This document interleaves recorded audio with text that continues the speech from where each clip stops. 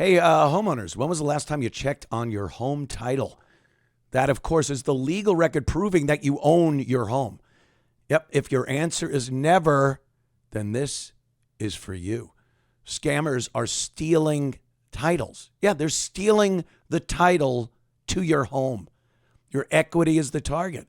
That's why I partnered with Home Title Lock so you could find out today if you're already a victim. Don't be a victim. Use my promo code Anthony at HometitleLock.com and you'll get a free title history report.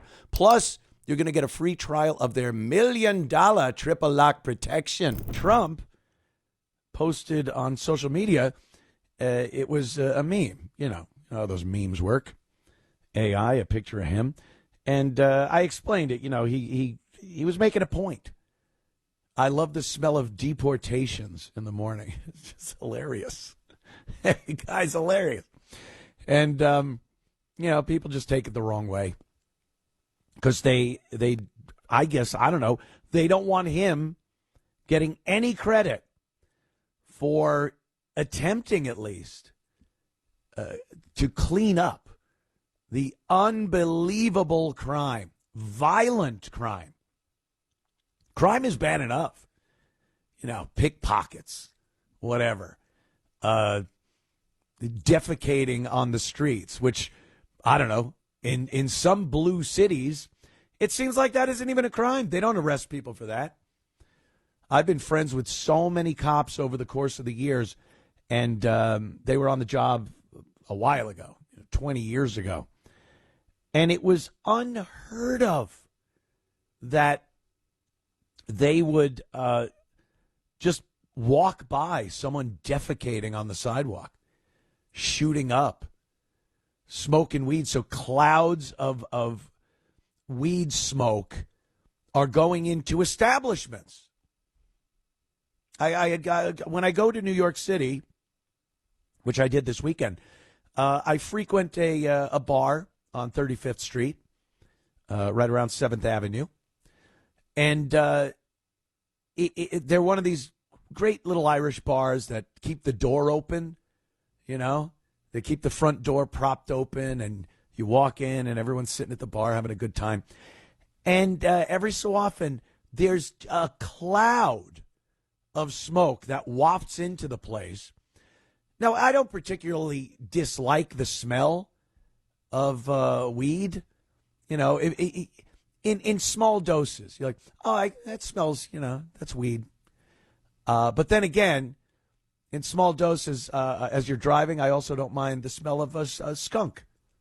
I know it's weird, but I know there are people out there that feel the same way. A very light waft of skunk while you're driving through the country, and gasoline.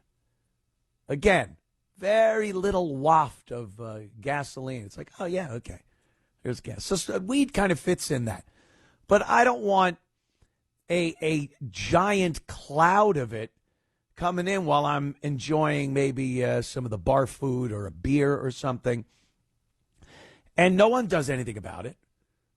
No one does anything about it. There are 4 or 5 guys hanging out in a van or in their vehicle right in front of the bar, just smoking weed. And it's a nuisance. It's a public nuisance. But, blue cities, especially New York City, they don't care. They don't care. I can't remember the last time I saw an NYPD officer kind of rousting a couple of people, a group of people, for doing something that the citizens don't want to have happen, like smoking weed on the sidewalk. It's legal. Yeah, not to just smoke anywhere. Booze is legal too. You can't walk down the street swigging on a bottle of vodka. Although these days you probably could. You probably could.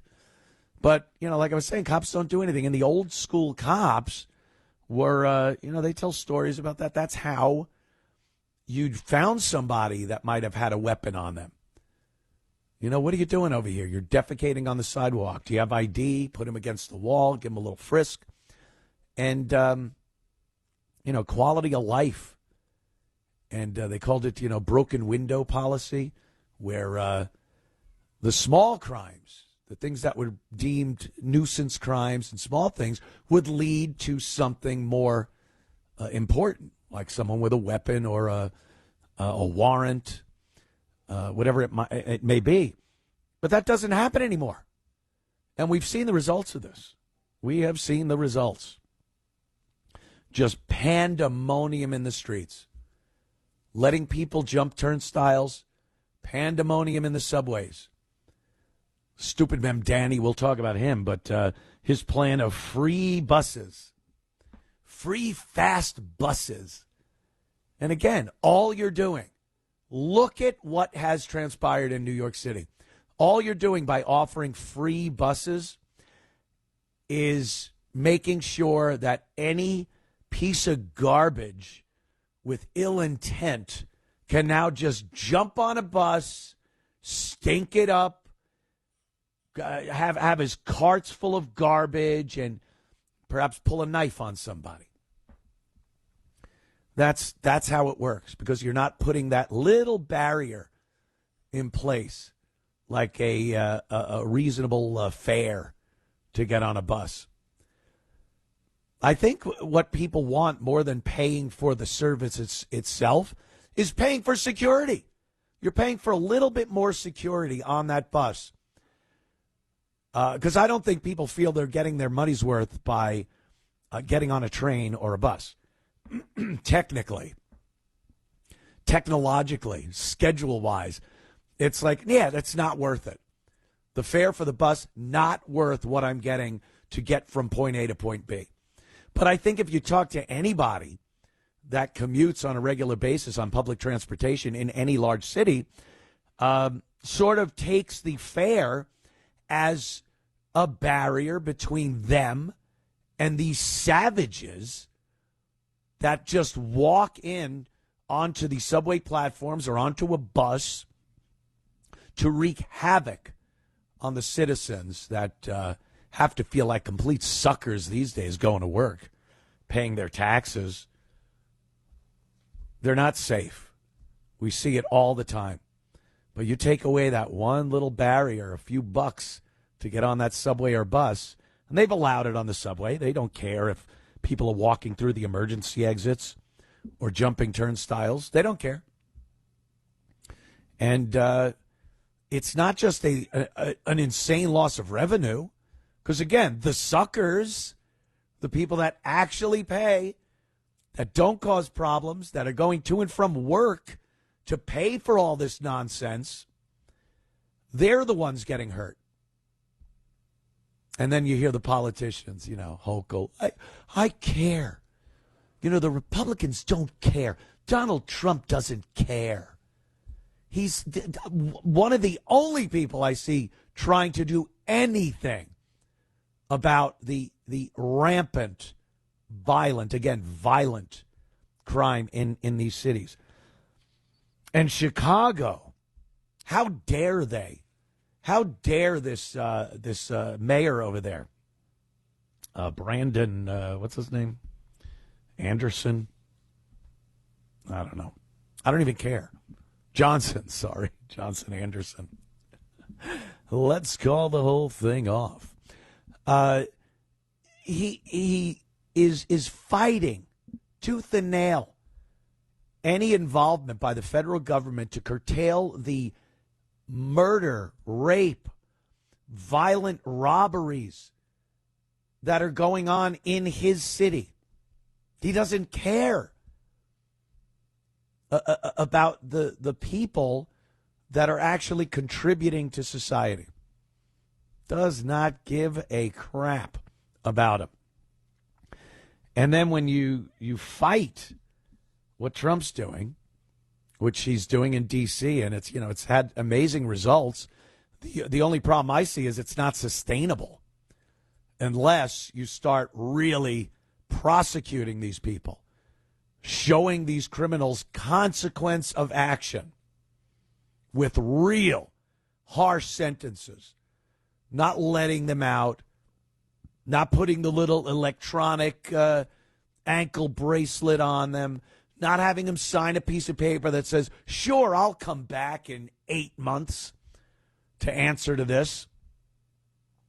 That's what's going on. And Trump's actually trying to do something. And he's fought at every turn. He's fought by every one of these Democrats in these violent blue cities because they just don't want him to come out looking good.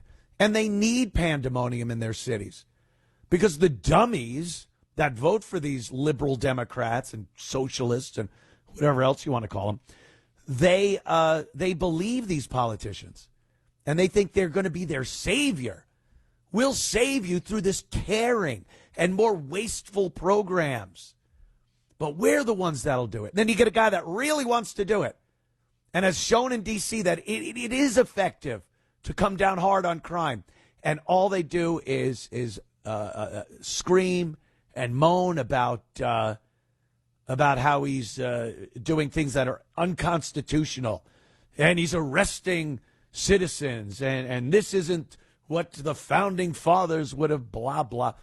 It's a disaster. We'll go over some of the numbers from this weekend in Chicago when we return. Let me quickly give the number out for your phone calls, 800-848-9222. Back in moments with more of the Anthony Cumia Show. Let's look at some numbers from the unbelievably violent Democrat-run city of Chicago. 5 killed and 10 others wounded in shootings across Chicago. The ages of the victims, 15 to 44. Yes, literally. You know, I hate using that word because usually when people use it, it's not literally. But this is literally children being gunned down in the streets of a lot of these Democrat-run major cities, and absolutely nothing is being done about it. Nothing. They try to enact these policies and programs. They love dumping money at stuff. Democrats, Republicans too, but in this particular case, or in these cases of violent crime, of children being gunned down every single weekend in these major cities, no one wants to do anything about it. They always go to money. Democrats love saying, we need more federal funding to whatever it is. And, you know, Chicago's no different. Oh, we need programs. We need midnight basketball. Remember that one? That was an oldie. If you guys and gals, thank you, listening, remember from many years ago, there's one of their solutions to violent gang murders over the weekends was to just throw them a basketball, which could possibly be the single most racist thing I've ever heard from Democrat politicians. What? People are shooting each other. They're young men for the most part, and they're shooting each other. Toss out a few basketballs at midnight. That'll keep them occupied. Well, that failed miserably to the tune of millions of dollars. Somehow they're buying very expensive basketballs. And every program's like that. If we only had more money, we need more funding for this program and that. And then Donald Trump swoops in and goes, how about this? Arrest them. How about have a curfew? How about send in, if the police force can't do it alone, send in the National Guard. I don't know of many Americans, except for the profoundly mentally ill, that would rather see our military overseas fighting some useless, protracted war that doesn't involve us, then how about having him in our country, helping curtail crime in these crime-ravaged cities? But, oh, my God, you read, and it sounds like the worst possible thing that that could ever happen. That could ever happen in our country. It's everything. It's unconstitutional. It's against the law. It's tyrannical. But it's getting results in D.C. And Trump, just the other day, was it? Or maybe even today, he was talking about Chicago to a reporter. And this is classic. I hope you could hear it because, again, it's when he walks out of the White House and, I don't know, there's a helicopter, 10 garbage trucks are picking up trash. There's 12 radios tuned to just static. But here he is really calling out one of these reporters, questioning him in one of their nasty, liberal propaganda wing of the left mainstream media ways that they do. But let's see if we could hear Trump talking to one of these reporters. That's fake news. When you say that, darling, that's fake news. Well, why would you the Department of Defense? Listen, be quiet. Listen. You don't listen. You never listen. That's why you're second grade. We're not going to war. We're going to clean up our cities. We're going to clean them up so they don't kill 5 people every weekend. That's not war. That's common sense. Yeah. Brilliant. Great line. That's not war. That's common sense. They don't seem to care that children are being gunned down like this. I mean, we hear it all the time when you get, maybe a transgender shooter goes into a school or a church and children are killed, and it's horrific, just terrible. And yes, obviously, we should look at solutions for those when they rear their ugly heads. Again, I'll use the word quite literally when it's one of these transgender shootings. And, the Democrats come out and blame it on guns. We all see that. You're not overturning our Second Amendment. So find another way to solve these problems, perhaps armed security, perhaps real mental health on people that, instead of patting them on the back for their bravery and courage, you lock them up in an institution because they are nuts. So, they don't want to do anything. In instances like this, you don't even hear it on the news. You don't even hear them say, hey, wow, maybe we should do something about this. And then again, Trump tries to do something, and he's the bad guy. And, I don't know anyone that could look at these Democrat politicians and mayors, especially in these blue cities, and take them seriously at all. And why doesn't the media, instead of like this woman talking to Trump about Chicago and war with the people, why aren't you interrogating the mayor of Chicago like you do Donald Trump, who's actually doing something? You'll never see that. It is pure liberal propaganda coming out of the mainstream media. And again, believe me, we're going to be talking about this Charlotte, North Carolina stabbing, murder, brutal murder of a beautiful Ukrainian refugee girl by an animal. And we are going to talk about that. And obviously, I want to hear your take on it. But, they won't talk about that. The mainstream media has barely, if at all, mentioned that atrocity that happened. And, that should be criminal. But they got to talk to Trump. They got to bitch at him about Chicago and troops. His stormtroopers are coming in. Yeah. And rousting the bad guys. And if you're against that, you are the problem, not Trump. All right, people. I will be taking your calls. 800-848-9222. More in moments. The train attack, the light rail as they call it, I don't know, in Charlotte, North Carolina. We have our issues here in South Carolina, but North Carolina, what a shame. That story is one of the saddest stories I've ever heard. Ever. And we'll get to that. First, though, it's my cross to bear every single week is to look through all of the idiots, the buffoons, the fools, the liars, and come up with something we like to call Clown of the Week. The Anthony Cumia Show presents the Clown of the Week. Thank you. Yes. Boy, I could probably do Rosie O'Donnell every week. It's not Rosie this week. Oh, we will discuss Rosie a little later.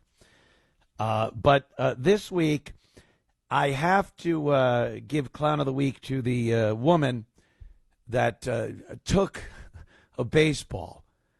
This Philly fan, ghoulish woman, took a baseball from a young child, a boy, at a Phillies game. Were they in Miami, I think?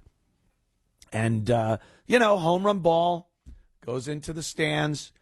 There's a skirmish for it. This woman, we've all seen the clip. She's grabbing for it. A man is grabbing for it. And you see this happen all the time. The guy ended up getting it in his hand. That's how it works.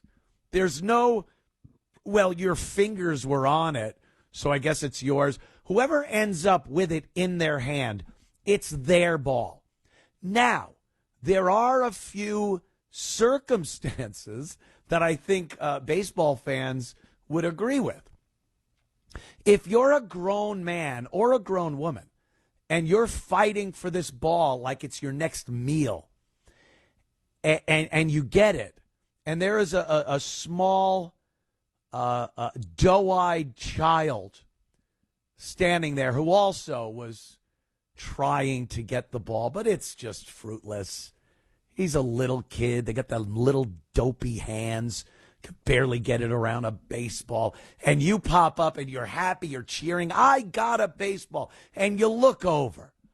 And there is the face of pure innocence looking back at you with two empty hands.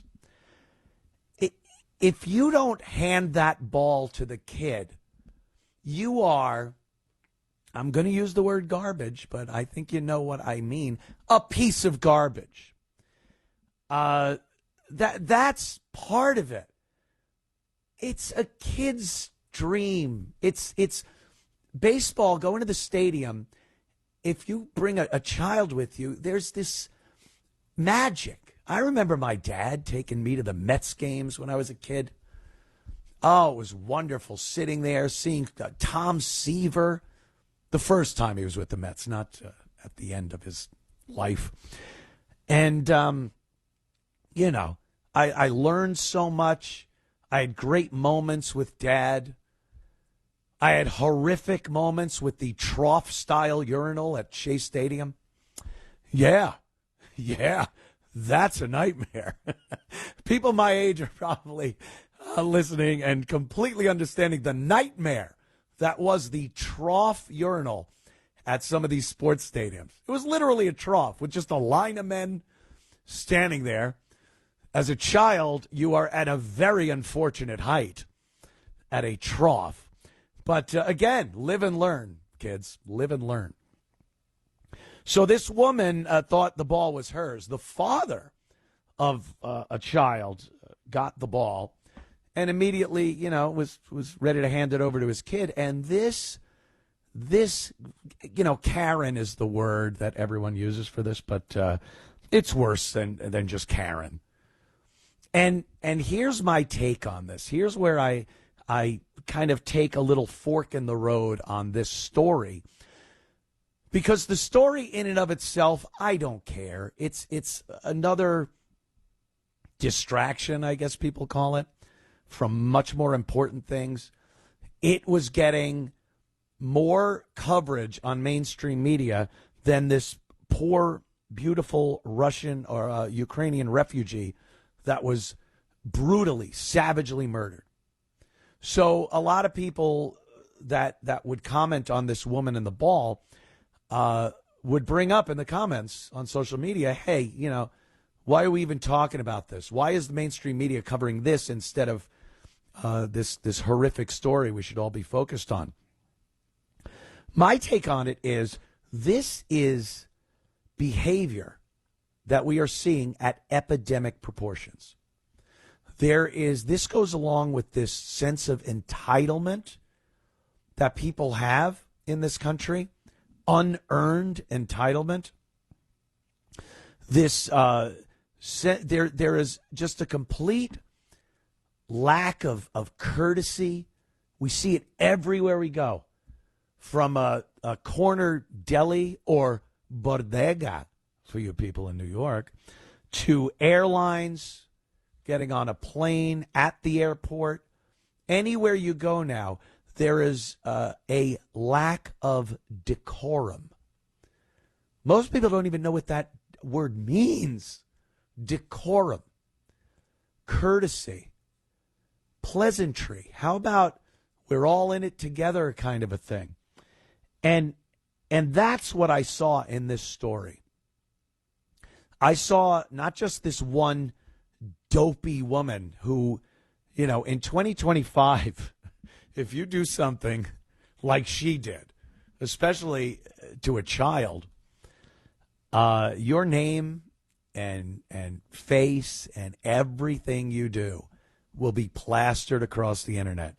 And whether you agree with doxing these people, putting their names and images and where they work and everything else out there, whether you agree with it or not, it is what it is. And that is what happens now. Your information will get out there, and you will pay the consequence. And sometimes it's way, way out of line in balance as to what you did. Oh, I said something to somebody, and it went viral. And now, that career you were working on for your entire life, gone. I don't think it's a good thing. I don't agree with it. But like I said, it is what it is. And this woman's face is just pleasant. She is the worst woman on the face of the earth right now. And it's because people are tired.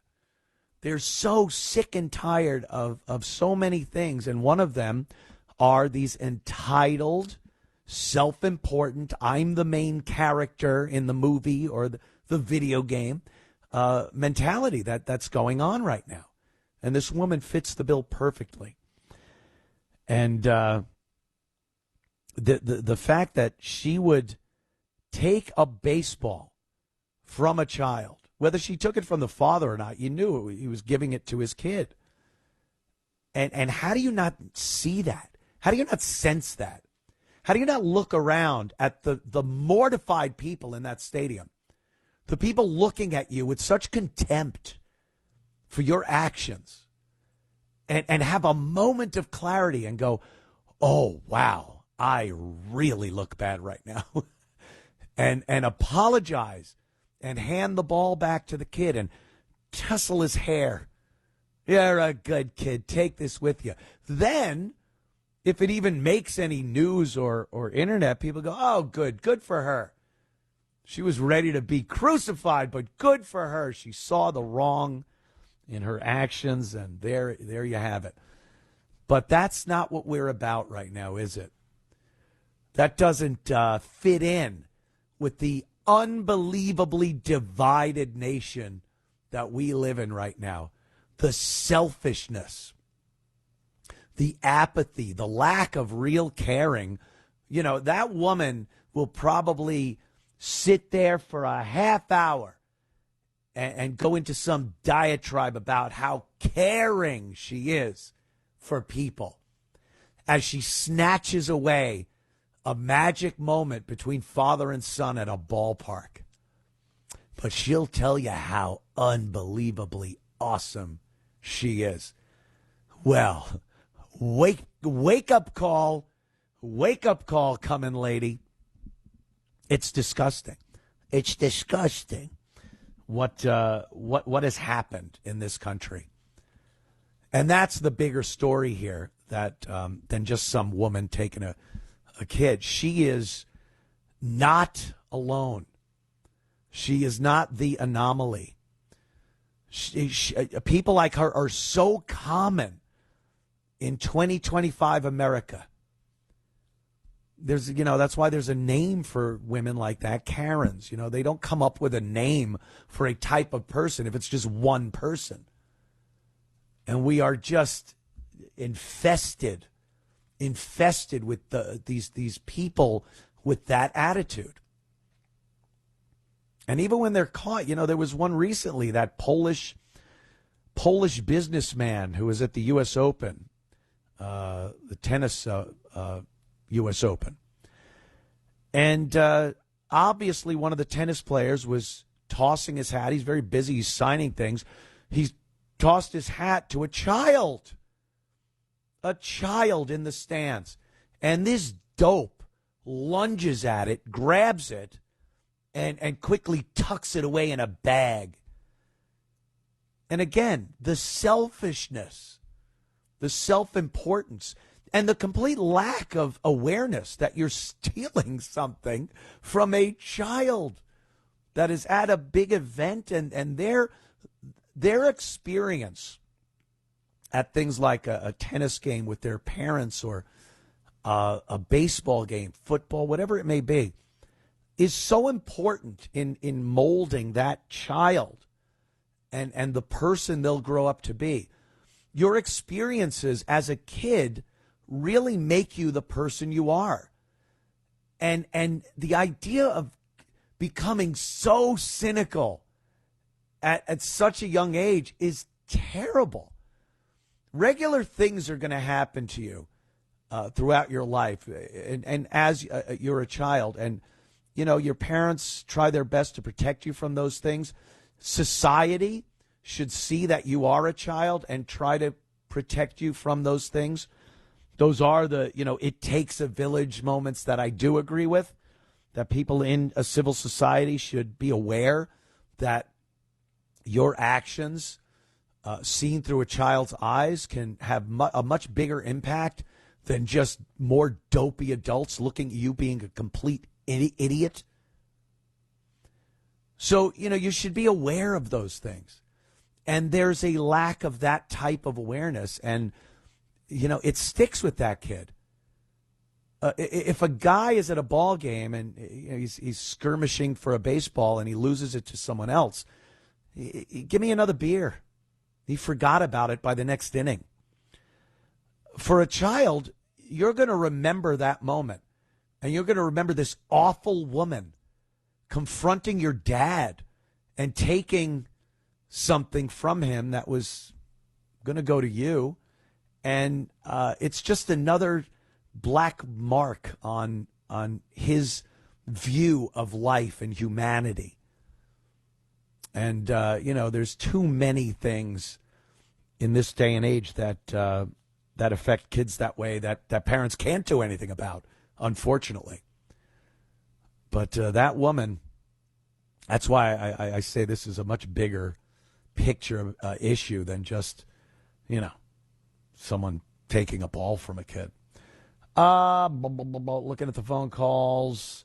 Yeah, a lot of calls coming in about this story. Charlotte, North Carolina, the mayor of this. Let me take a call here. Let's see. Oh my God, where is it? There it is. Okay, Ed from Philadelphia, and I don't use that term lightly. Boy, you had an assassination, a daylight assassination on the street. What the hell with these cities, Ed? First of all, it's a pleasure to talk to you. Really is. Very big fan. First time, long time. But one thing I wanted to ask you about is the footage of that attack in Charlotte was horrific. I couldn't sleep after watching that. Terrible. But one thing it reminded me of is back in the day, Patrice O'Neill had a joke. And I'm not gonna say the first part of it because we're on AM, but the ending bit was Patrice said if he was walking down the street in Kentucky and saw a group of bald-headed men walking towards him, he wouldn't assume they're all chemotherapy patients. That was his bit, yeah. But it's like when I saw that, I was like, and I lived that in life. Like I wouldn't have sat there. No. I hate to say it. Yeah, I hate to have to say it, Ed. I hate to have to say it. Like I have resentment for having to be forced to look at the situation and go, I am not turning my back on that guy. I'm not sitting in the seat in front of him. And I hate you for making me act this way. But it's a survival instinct at this point. And unfortunately, she either slipped up or she was too nice a person to realize we live in a garbage society, especially in these big cities, where you have to have that head on a swivel. You have to look and assess your surroundings, especially on public transportation, and not sit with your back towards someone that you would easily profile as a problem. Yeah, it's insane, and that guy deserves the worst of the worst. Oh, and just the fact that she was a Ukrainian refugee. I mean, leaving what's a going war on over zone. there? She came here for safety. She came here to leave drone strikes, bombings, fires, shootings, and she comes to America, North Carolina. That sounds nice. I get on public transportation, and her life is savagely ended. She could have just stayed in Ukraine. And this perception that we are a safer nation than a war zone? Nope. I don't agree with that. No, I don't either. And one more thing, Anthony, I will say this. On X, Elon Musk had retweeted some tweet where he said, yes, this is true. The people with the Ukrainian flag in their bios weren't saying anything about this. I do have one in my bio, but I did say something on X, so that's another thing. Mm-hmm. But one more thing before we go, real quick. I think there's a gentleman that calls in often. His name is Steve from Manhattan, and every time he calls, I'm crossing my fingers and hoping it's Steve from Yellowstone. Oh, and I would love to see him on the show at some point. Ah, yes, the old character from the O&A show many years ago. Yes, Steve. And thank you, man. Thank you. Thank you, Thanks, man. I Ed. love you. Love it, man. There you go. Yeah, it's. This story obviously should be front page news all over the country, and I've seen some posts where people have done a little research and put the young lady's name in the search engines for various news sites, and it does not come up. And, it's infuriating. It is infuriating. And what it does divides us more. And if mainstream media and Washington and Hollywood and Madison Avenue, if their goal is to continue to divide this country even more so than it is right now, bang up job.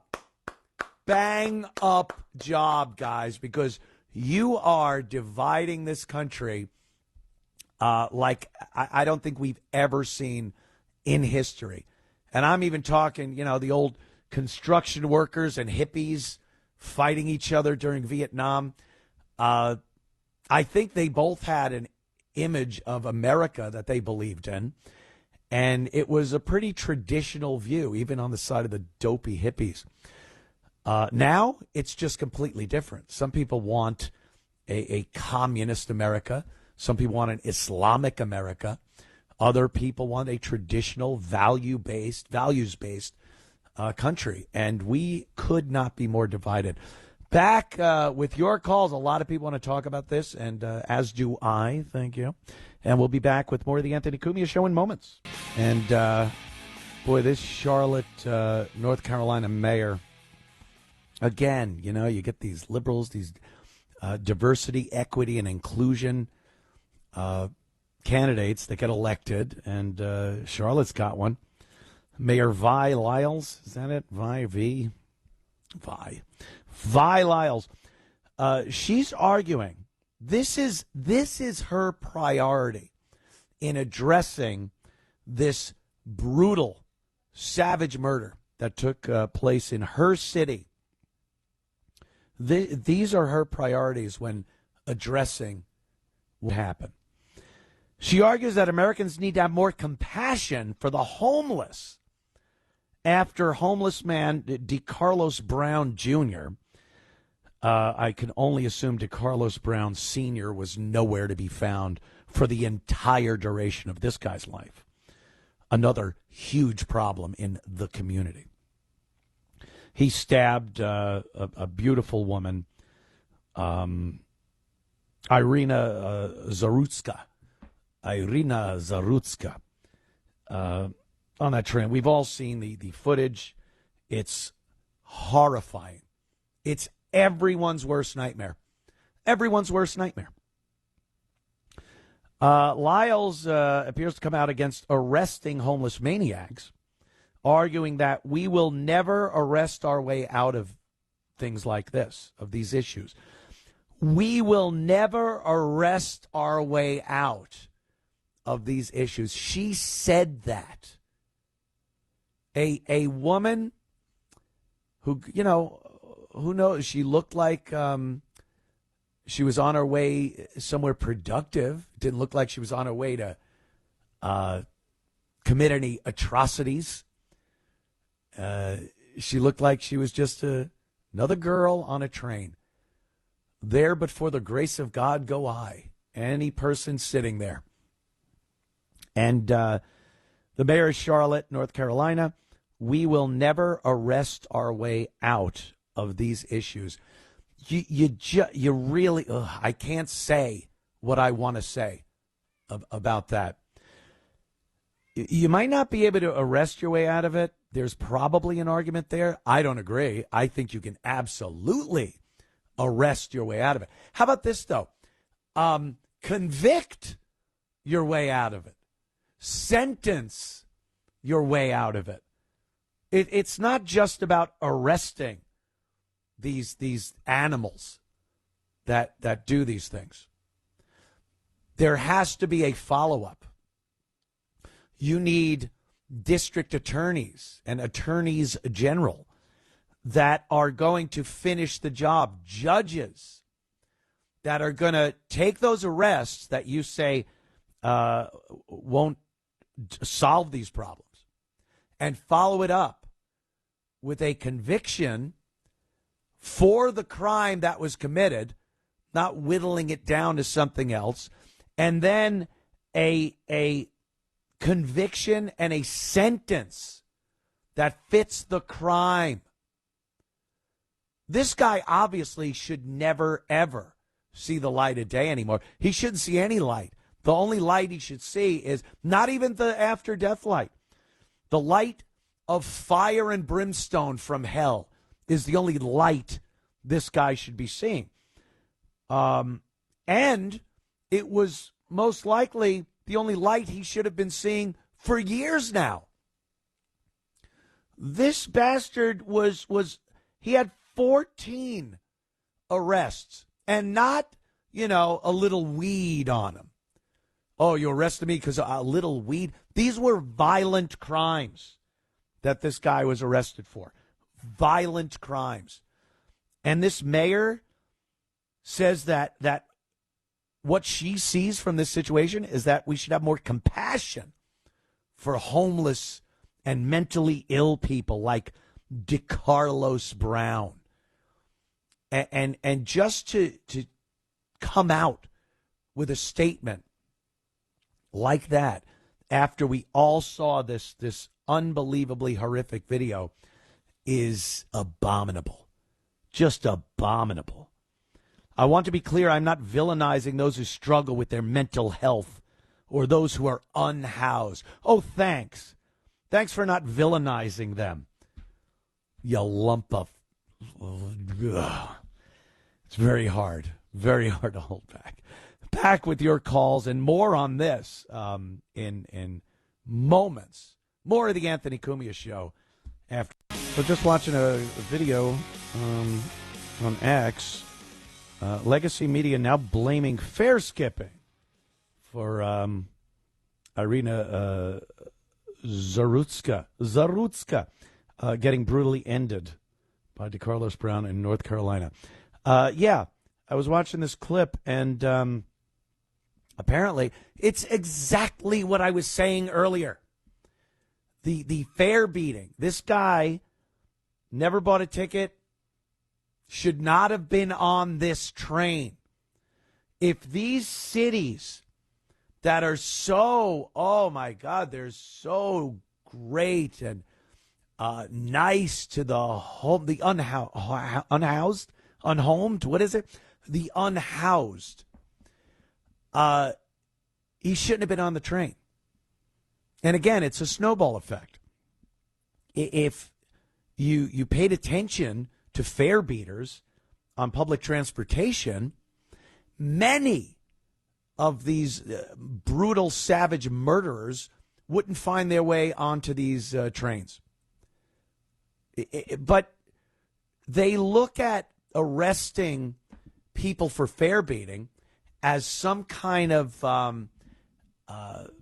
as being racist. They talk about that all the time. You look at stats. Statistics are the worst thing you can show a liberal. You look at the stats and go, well, who? Who are the people jumping the turnstiles, not buying tickets? And then you have to then justify why that's happening with your anti-race tirade. Well, some people, they need to get to work and they can't afford a ticket. You show me one person who's gone into a subway system or public transportation and caved someone's head in with a lead pipe or pushed them onto the third rail. Show me one of these people that were on their way to work when this happened. Let me, I'll just make up the stat because I don't have them in front of me, but I'll make it up and I will guarantee you that it is accurate. Zero people were on their way to work before they stabbed somebody in the neck or beat them senseless on a subway platform or punched the driver of a bus because how dare the driver asked him to pay the fare. 0.0. Mr. Blutarski. That's what we're looking at. So if you put police there to arrest fare beaters, you would cut down drastically, I believe, on the number of people looking to do harm to other people. Yeah. But you know why they don't do it? And look, no, I don't apologize. I really haven't apologized for anything I've ever said with any passion. They look at the stats of the people that are being arrested for fare beating. And in many of these large blue cities, Democrat-run cities, the majority of the people doing the fare beating are from the black community.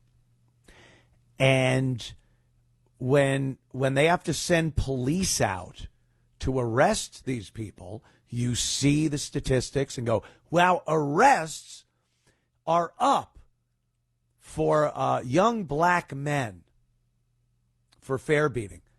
And then instead of saying something reasonable and logical like, well, why are young black men jumping turnstiles? They say, well, they must not be arresting all the white people that are jumping the turnstile. So this is racist. They're just arresting young black men because of systemic racism. And you go, what? Isn't there a chance it could be the other way? That there aren't a lot of other people jumping the turnstiles, that it does seem to be young black men, and then address that issue. Instead of making believe it's not happening, how about you address it and go, well, why? Why is that? I'm not going to deny that it's happening. How about a politician does that? I won't deny that it's happening. Yes, young black men seem to be the ones jumping the turnstiles. And then when they get on the platforms and in the subway trains, they're the ones that are committing the violence. Uh-oh, now, oh, boy. Oh, you opened up a big can of worms there. So they don't do it. And again, a lot of the politicians and judges in these cities are DEI appointments and DEI candidates that are backed by the likes of George Soros. And you end up with people in charge, I know, laughable, that don't want to do anything. They can't bring people that they consider their brethren.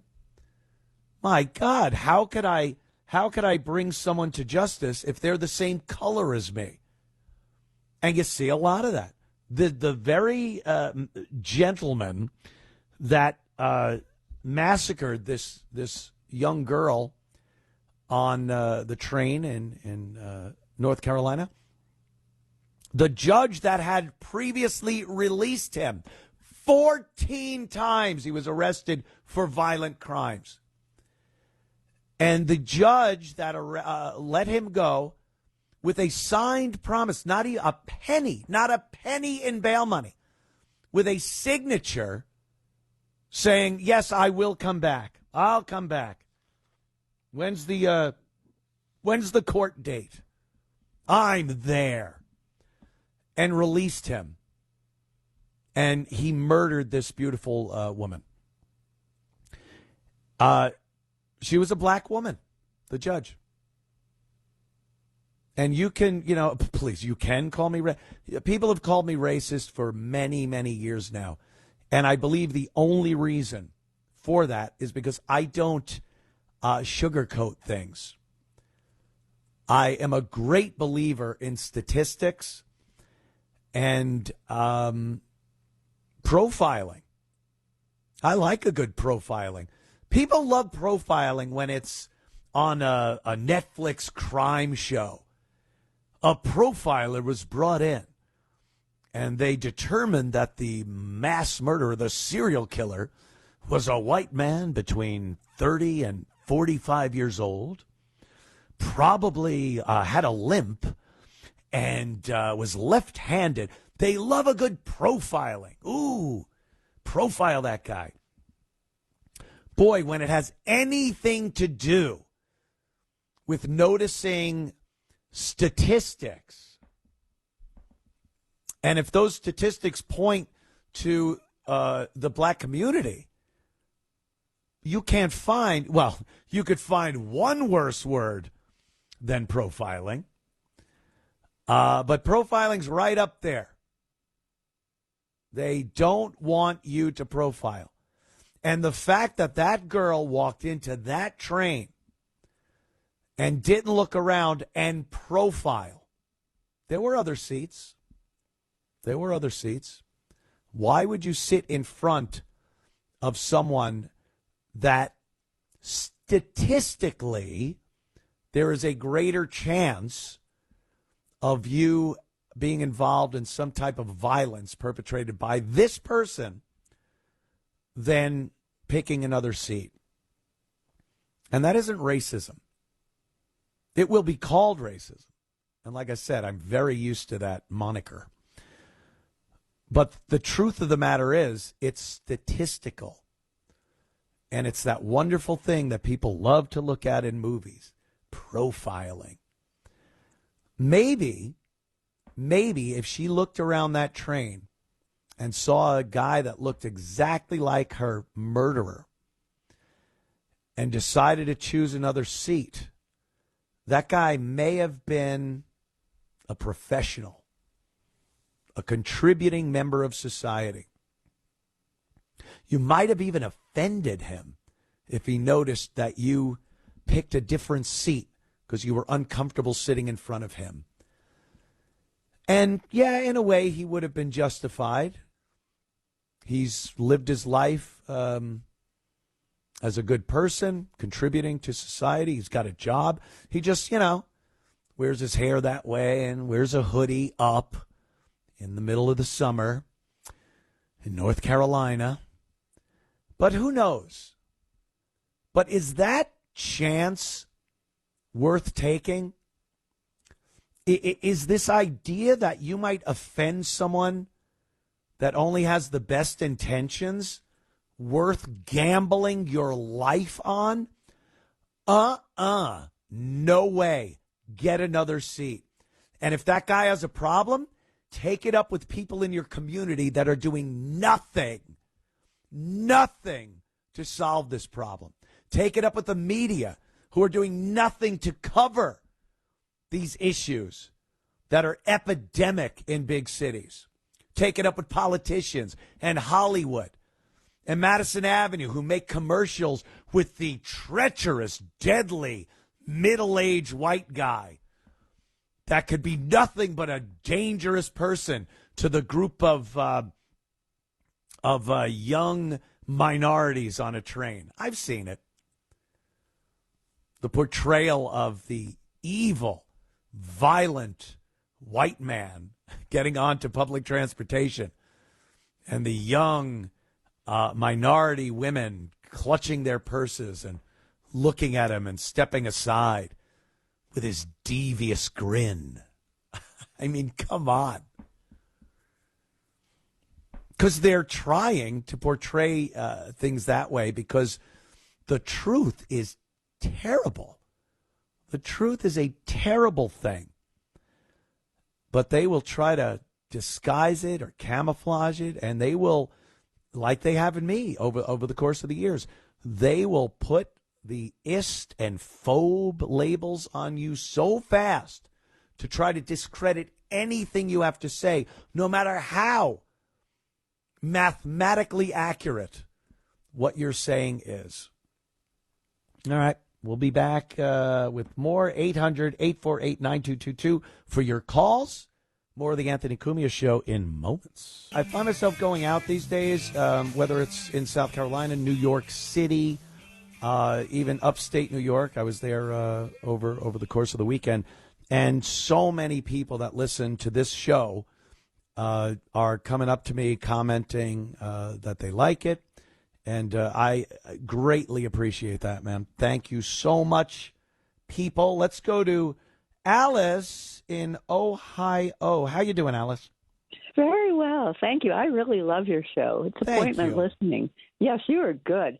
The politicians in blue cities are taking our country away. Yep. And this mayor in Charlotte is a disgrace.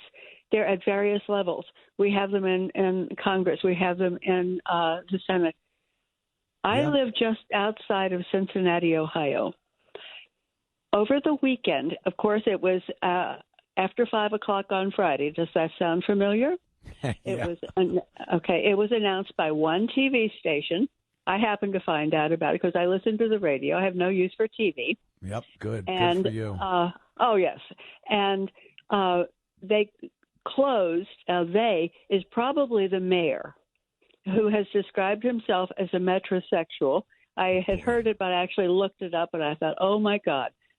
So they closed what are called the regional offices. Now, these are offices where parolees check in periodically with their parole officers. Right. It's a progressive idea. They do not believe in jail. They do not believe in parole. They want to let these people out. They did not advise the judges. Ugh. And there are certain meetings set well in advance for the judges in the city so that they can arrange their dockets. Well, they weren't told. There were two judges who couldn't attend. One was on vacation. One hasn't been sworn in yet. Jeez. Then I'm sure you heard in July a horrible attack on a couple in Cincinnati, Ohio. Yes. Well, okay. The woman, I saw the picture, and it was hard to look at. I thought she was dead. Terrible. The man, his medical records indicated he had been hit in the head 27 times. Mm-hmm. And one of the 7 assailants who was arrested took the time to steal his gold chain in between beating. Well, the local head of the Cincinnati NAACP had a wonderful play on words. We want justice, not just us. So they took the camera, the footage from the cameras around, and they found that this man punched one of his assailants. Well, it was determined that he was defending himself. The mayor and the local progressives demanded that this man be arrested. They arrested him. He's not only a victim, he's a defendant. He has an attorney, and the attorney appeared for him last week.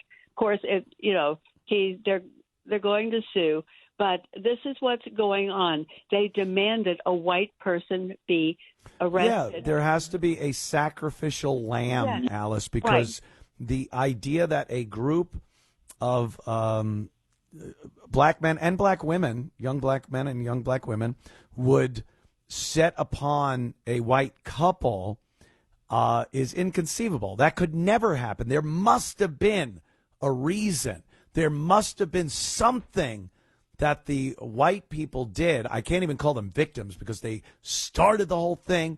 They escalated it. This is how the media are most culpable in it. Obviously, the NAACP and the likes of your community leaders, they're obviously going to come out and try to do anything they can, lie, cheat, and steal to present their people as the victims in this.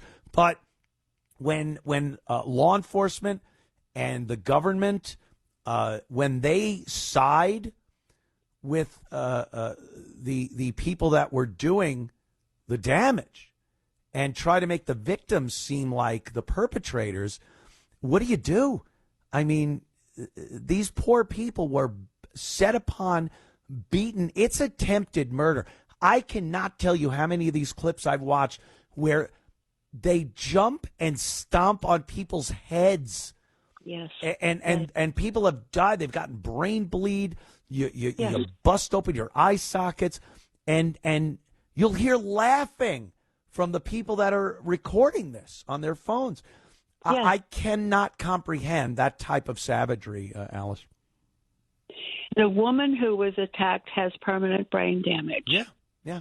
And he is this mayor, Aftab Piraval, is up for re-election. And it took him a week to contact the victim.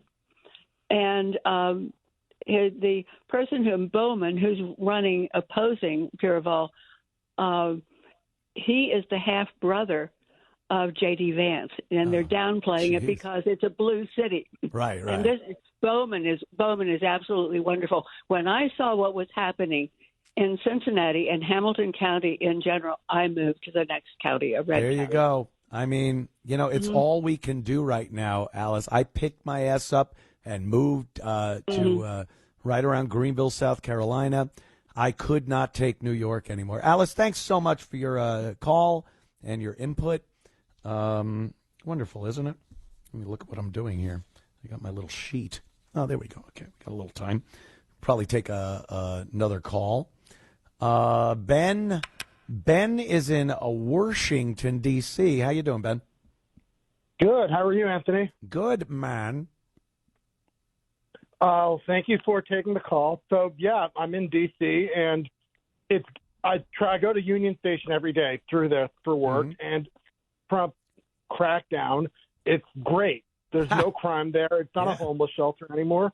And it's frustrating to see this Charlotte thing because we don't have to live like this. It's so easy to fix. No. What a great point. We don't have to live like this. We are being forced to live like this. No one wants to really do anything about it for all types of motives. They have their agendas. And anytime someone does try to seriously take the bull by the horns, if I may say, they get crucified for being terrible people, unconstitutional, racist, homophobic, whatever it is. And this continues. We don't have to live like this. Then why are we, Ben? Why are we living like this? Why we, the people, can't do anything about it? Well, there's definitely a racial component. I think you and I agree on that. Yeah, of course. Of course. There's a huge double standard is what it is. And, again, the soft bigotry of low expectations that we heard about a few years back from George W. It's worse now than it ever was. I recall a time where there would have to be some type of uprising, a riot, or whatever it may be, in order to loot stores.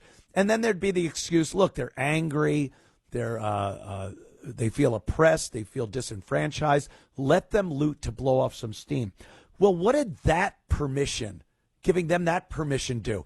Looting now happens 24 hours a day, regardless of what's going on in society. People will just walk into stores and steal whatever they want and walk out with it. It's looting. It's not shoplifting. So, we're in a position now where we've made it worse. And by we, I mean, overall society's acceptance of this nonsense. Ben, I got to go, but thank you for the call. And, plenty of calls coming in. What else do I got to talk about today? I got this Rosie O'Donnell. We'll take a break from the serious stuff and go to stupid Rosie in moments. The big story out of Charlotte, North Carolina, is on a lot of people's minds, and there's phone calls, and people want to talk about it, and we will come back to that. I'll take your calls, but a little palate cleanser, like a big fat moronic sorbet over the roof of your mouth and tongue. We go to Rosie O'Donnell. Anytime Rosie posts anything, I don't know, maybe I'm a glutton for punishment, but I have to watch it numerous times. She's unpleasant, nasty, brainwashed. She is one of these people that just cannot see what's really going on. She left America for Ireland. I can understand I can understand wanting to get out of the country if you don't like what's going on crime-wise. But Trump being president chased you out of the country. Why? He's trying to do something. But, and I also think, all right, he did call her a slob on national television, probably the most watched debate in the history of presidential debates. And, he called her a slob. That might stick with you, especially someone as emotionally unstable as Rosie O'Donnell. So she was on another one of these shows. I guess they have their little chat shows over there in Ireland. And she just bad-mouthing Donald Trump. And this one, boy, I don't know. Trump isn't afraid to take on a good slander or libel case. And he might have something here. The idea of Trump suing Rosie O'Donnell makes me chuckle. I would like to see that. So listen here, and you see if you think this enters the realm of slander against Donald Trump. Here's Rosie. Standing in the way of us all figuring out why his name appears multiple times in the Epstein files. We still don't know why his name appears multiple times in the Epstein files. We do know why, It's Donald Trump. We all know why. Yeah.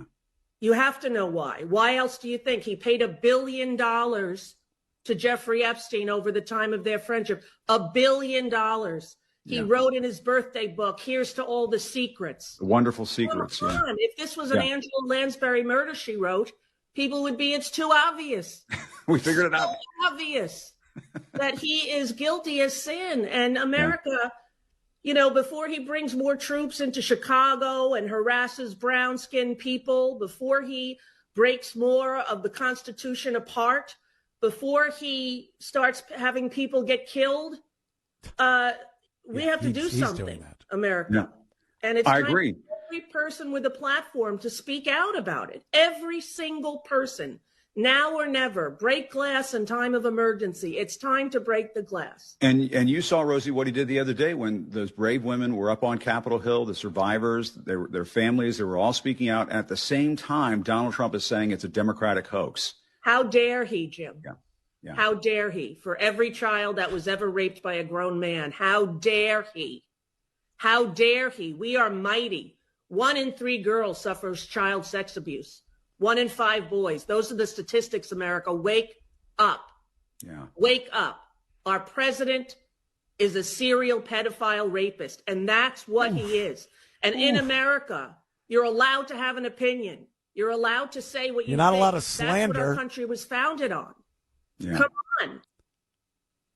You're not allowed to slander somebody like that. Wow. She said he is a pedophile rapist. What? You better have a boatload of evidence, Rosie. The fact that Trump hasn't mentioned this, maybe he's just trying to be like, I'm not even going to acknowledge her.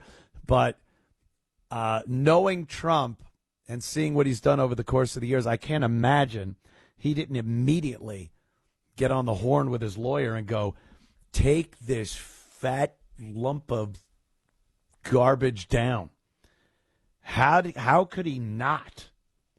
That is damaging.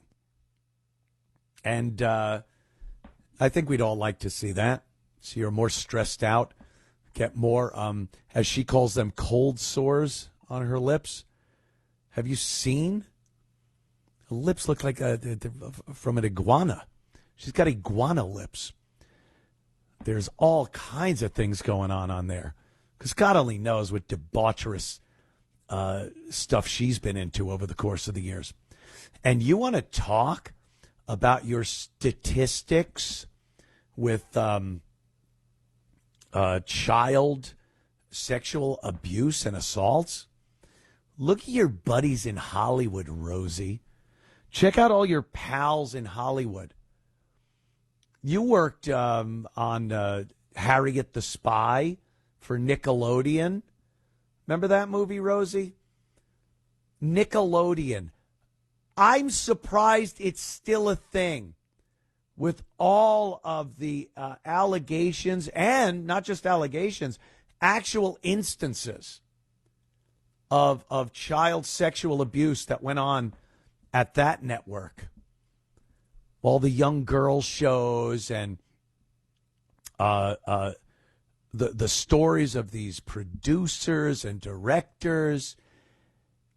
Hollywood is the ground zero for sexual assault of children, child stars.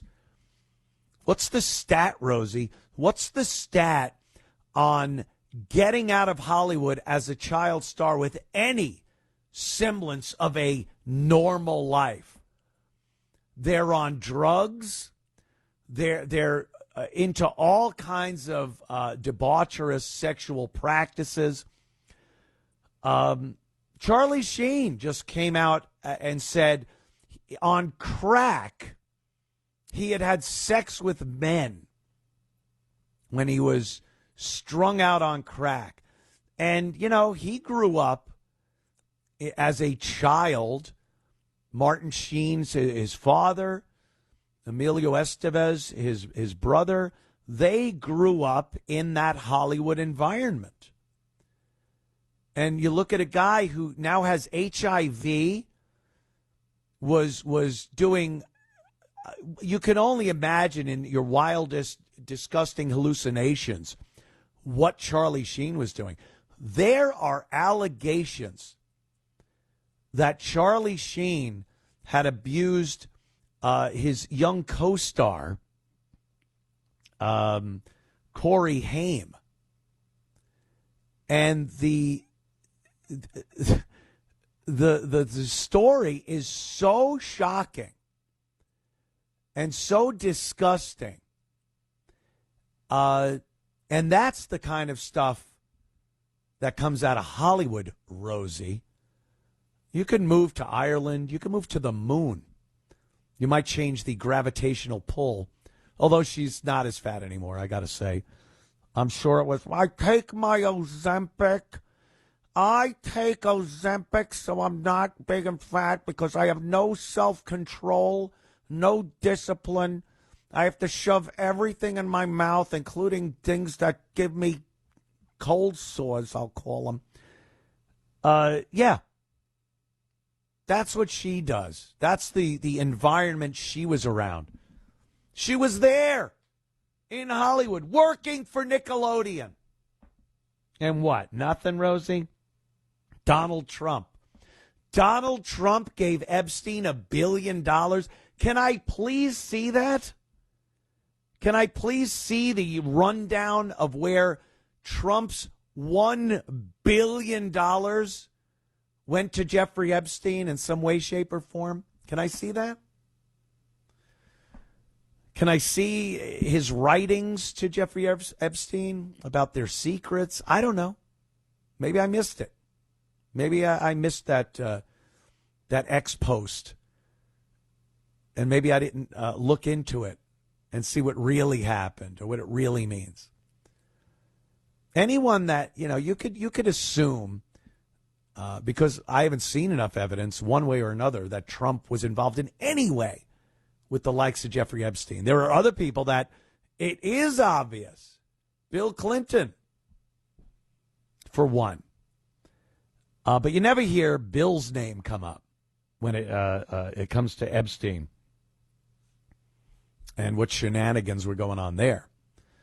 All I've heard is Trump was on Epstein's plane as it flew back from Florida to New York, nowhere near the supposed pedophile island of Jeffrey Epstein.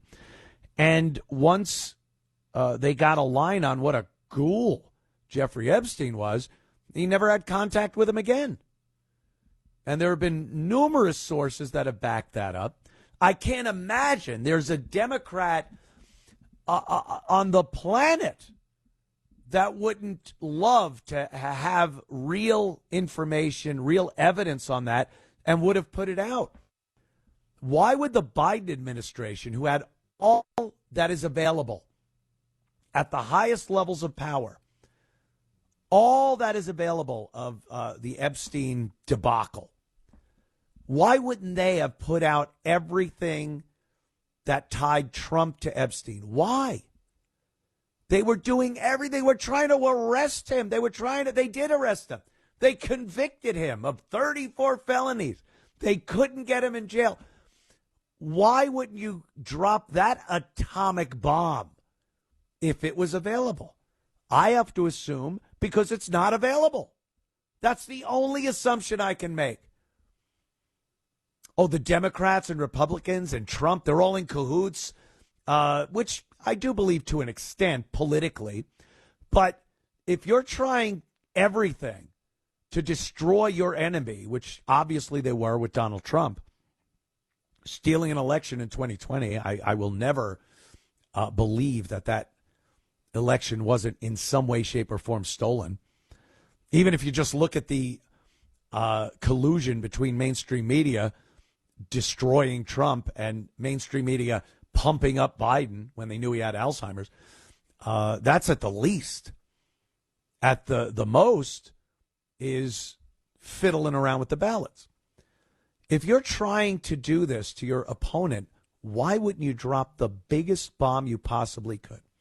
$1 billion to Epstein, a pedophile, rapist, like Rosie said. But then we see nothing. And Rosie can blather on like that? I have to expect that we will read about a lawsuit being filed against Rosie O'Donnell from Donald Trump for slander. That is unbelievable that she said something so definitive about him like that. That's crazy. See, she lost weight. If she could just shove cookies and other women in your face so you don't say damaging things to yourself, Rosie. William, Jersey, what's up, my friend? Hi, Anthony. I really cannot. Yeah, can you hear me? Yeah, I can hear you. How you doing? All right. Hey, Anthony, I'm in New Jersey. I used to live in New York. I was born and raised in Manhattan, New York, and I moved out of there like 25 years ago. And at that time, it was bad, but it wasn't this bad. But be that as it may, I cannot understand how those morons, whatever neighborhood they're in, can even listen to this Mondani character, let alone vote for him. Now, I understand. What I'm about to say hasn't been confirmed, but I understand that Patterson, New Jersey, has elected a city council totally Muslim. Yeah. And they're on the way to implement Sharia law. Have you heard about that? This is what we're seeing. This is happening. I mean, I just saw today a video clip. I believe it was from Houston, Texas. And a group of Muslims, a cleric, they're dressed in these pajamas. They're walking around to local businesses, walking in and telling these businesses, you need to stop selling alcohol and pork products because we aren't going to stand for it. And he even said something to the effect, it was a mafia threat. Look, I know it's legal. You can legally sell these, but we are not going to stand for it as Muslims. Things that are illegal or frowned upon, or however he put it, in the Muslim religion, we will not stand for it. So they're going around to businesses. I mean, this is what we saw the mafia do in big cities years ago. They'd go into a business and say, hey, we're security for the neighborhood. You got to pay us every week. It'd be a shame if that window of yours got broke. And it was called organized crime. And they made things like RICO statutes. And they tried time and time again to get these mobsters in prison. They have finally, it seems, really put the kibosh on a lot of what organized crime was doing for many, many years. Do you think for a second we'd ever see any Department of Justice, local, federal, that would go to this cleric and his minion and say, you are not allowed to do this. This is illegal. We will RICO your ass and you will be in jail. Because it is mafia tactics. But no, they're not going to do a damn thing. And these people will threaten local businesses, and eventually they'll win. Their threats will be effective, and the stores will go, all right, we won't sell. And like you said, William, that is just another step towards Sharia law, which everyone laughs. Oh, that'll never happen. It is happening. We're seeing it. William, comment. He went away. Actually, I don't know what to say. Really, I'm shocked. I mean, look what's happening in London. I mean, they're in the process of even changing the name from London to London Stan. London Stan, yes, I've heard that one. Yeah. I'm not sure. I don't know if that's going to happen. But look what's happening over in that country. Yeah. And I really, it's just, look, Anthony, we just got to pray. Let's pray and see what happens. All right. Thank you. We'll give it a good pray, William. Thank you, my friend. He goes, William. Yeah, it's, I got a story. I'll get to it at some point. This English kid. England is just, I'd like to use the word cluster, and it's followed by a word that starts with the F. But it is. America and the UK have had this unbelievable relationship over the course of the years. And I think there was this mutual respect, and it came out of this conflict that we've had for, a few hundred years now. But I think America becoming its own country, independent of England, it wasn't so much this horrible adversary that we would have liked to have seen wiped off the face of the earth, as much as a bullying older brother. And you kind of got older and bigger and stronger, and now you could kick your older brother's ass, but there's a respect there. You don't do it because you respect it. Now imagine that tough older brother that you looked at one point as, a mentor and a threat, and you respected, and they're just being bent over. And it's embarrassing. I'm embarrassed for the United Kingdom now. It's only getting worse. We at least have some kind of light at the end of the tunnel here. We have certain rights. And believe me, I know they're stomping all over our rights here in this country. But we have some rights here that prevent that from happening. The will and voice of the people still does carry some weight here. I'm not that black-pilled and sarcastic where I don't think the people do still pose some kind of a threat to the power base here in this country. They don't have that over there.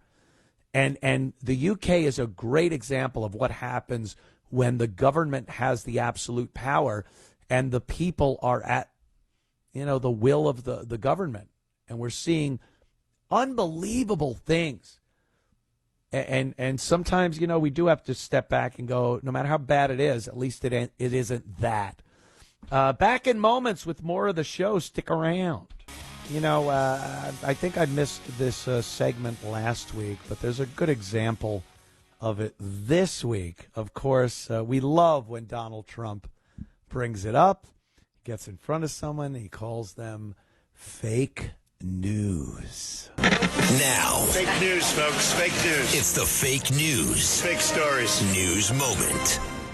Now, this is kind of fake internet and then fake news on the follow-up.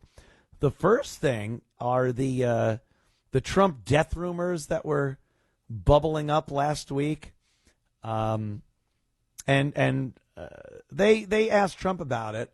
I think Trump says sometimes, he goes, yeah, I didn't hear about that. What was that? What? But then he'll say something in the next sentence that you absolutely know he heard about it. Here's something with Trump. I don't think there's one thing on social media that Donald Trump doesn't know. He knows every meme. He knows every rumor.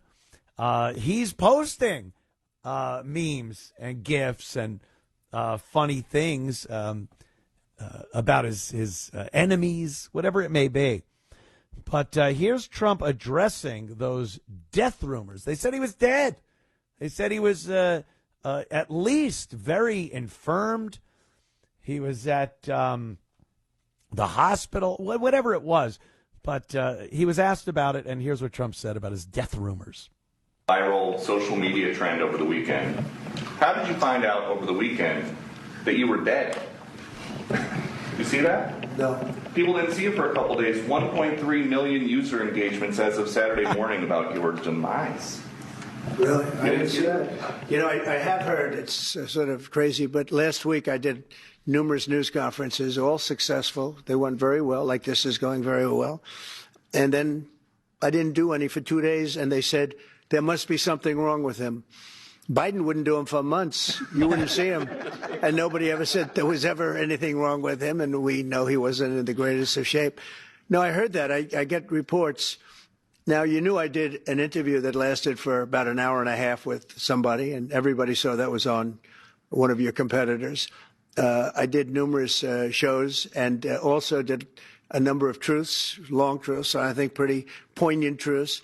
No, I was very active over the weekend. They also knew I went out to visit some people at the club that I own, pretty nearby on the Potomac River.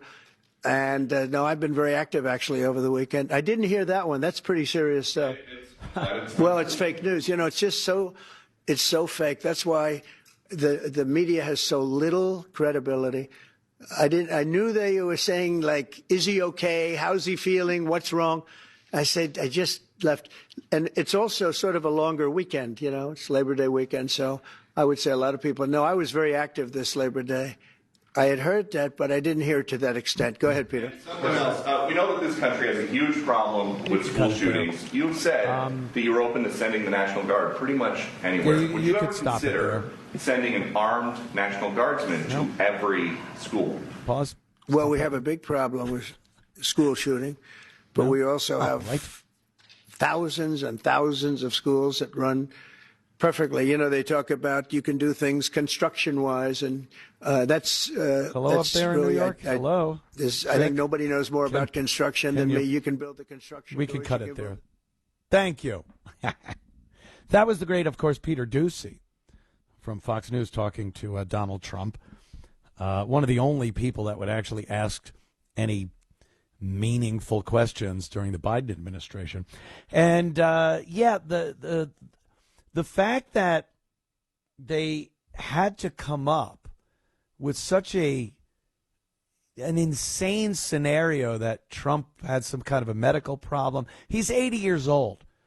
If he has to get some kind of an IV in the top of his hand, it's going to leave a bruise. Certain medical conditions that are pretty commonplace for a guy 79, 80 years old. It doesn't mean, imminent death is around the corner. But the fact that these media jackasses will come up with some kind of a scenario where Trump is the one with medical condition, he's not fit to be president, some type of dementia, when they had Joe Biden for 4 years, and only at the very end of it would they say something like, "Hey, we didn't know. Hey, well, how were we to know? We aren't doctors." Well, the blithering idiot was walking like he had a stick, there, and he was unable to coherently answer any question presented to him. And that's what you're going to use to try to discredit Trump. They're throwing everything against the wall, trying so hard to bring him down and discredit him. But don't use something that we have a perfect example of in the last president, that all you did was defend this guy and say he was fine. So, enough. We'll be back in a matter of, oh my gosh, it must be seconds. Thank you. During the breaks, I go through social media, and one thing I just saw, Chicago, there is a Latin Kings gang member flashing gang signs and calling on gangs to take action as the National Guard deploys in the city. And this guy, I could not run away from him fast enough. And it says, "I never thought I'd say this, but Chicago gangs, it's time to really bang.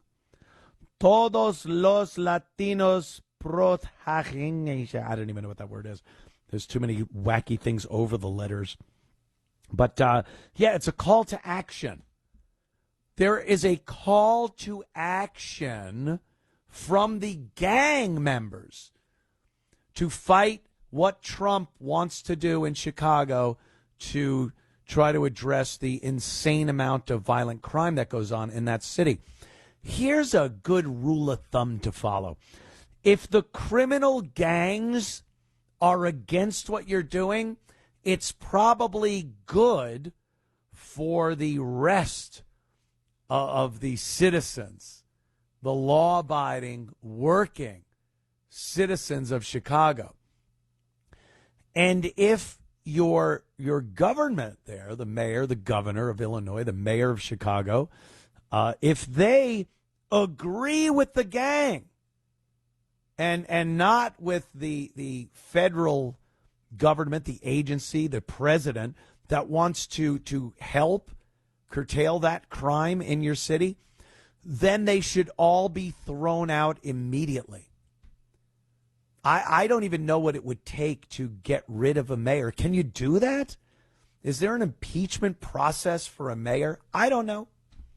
I was a mere former shock jock, ladies and gentlemen.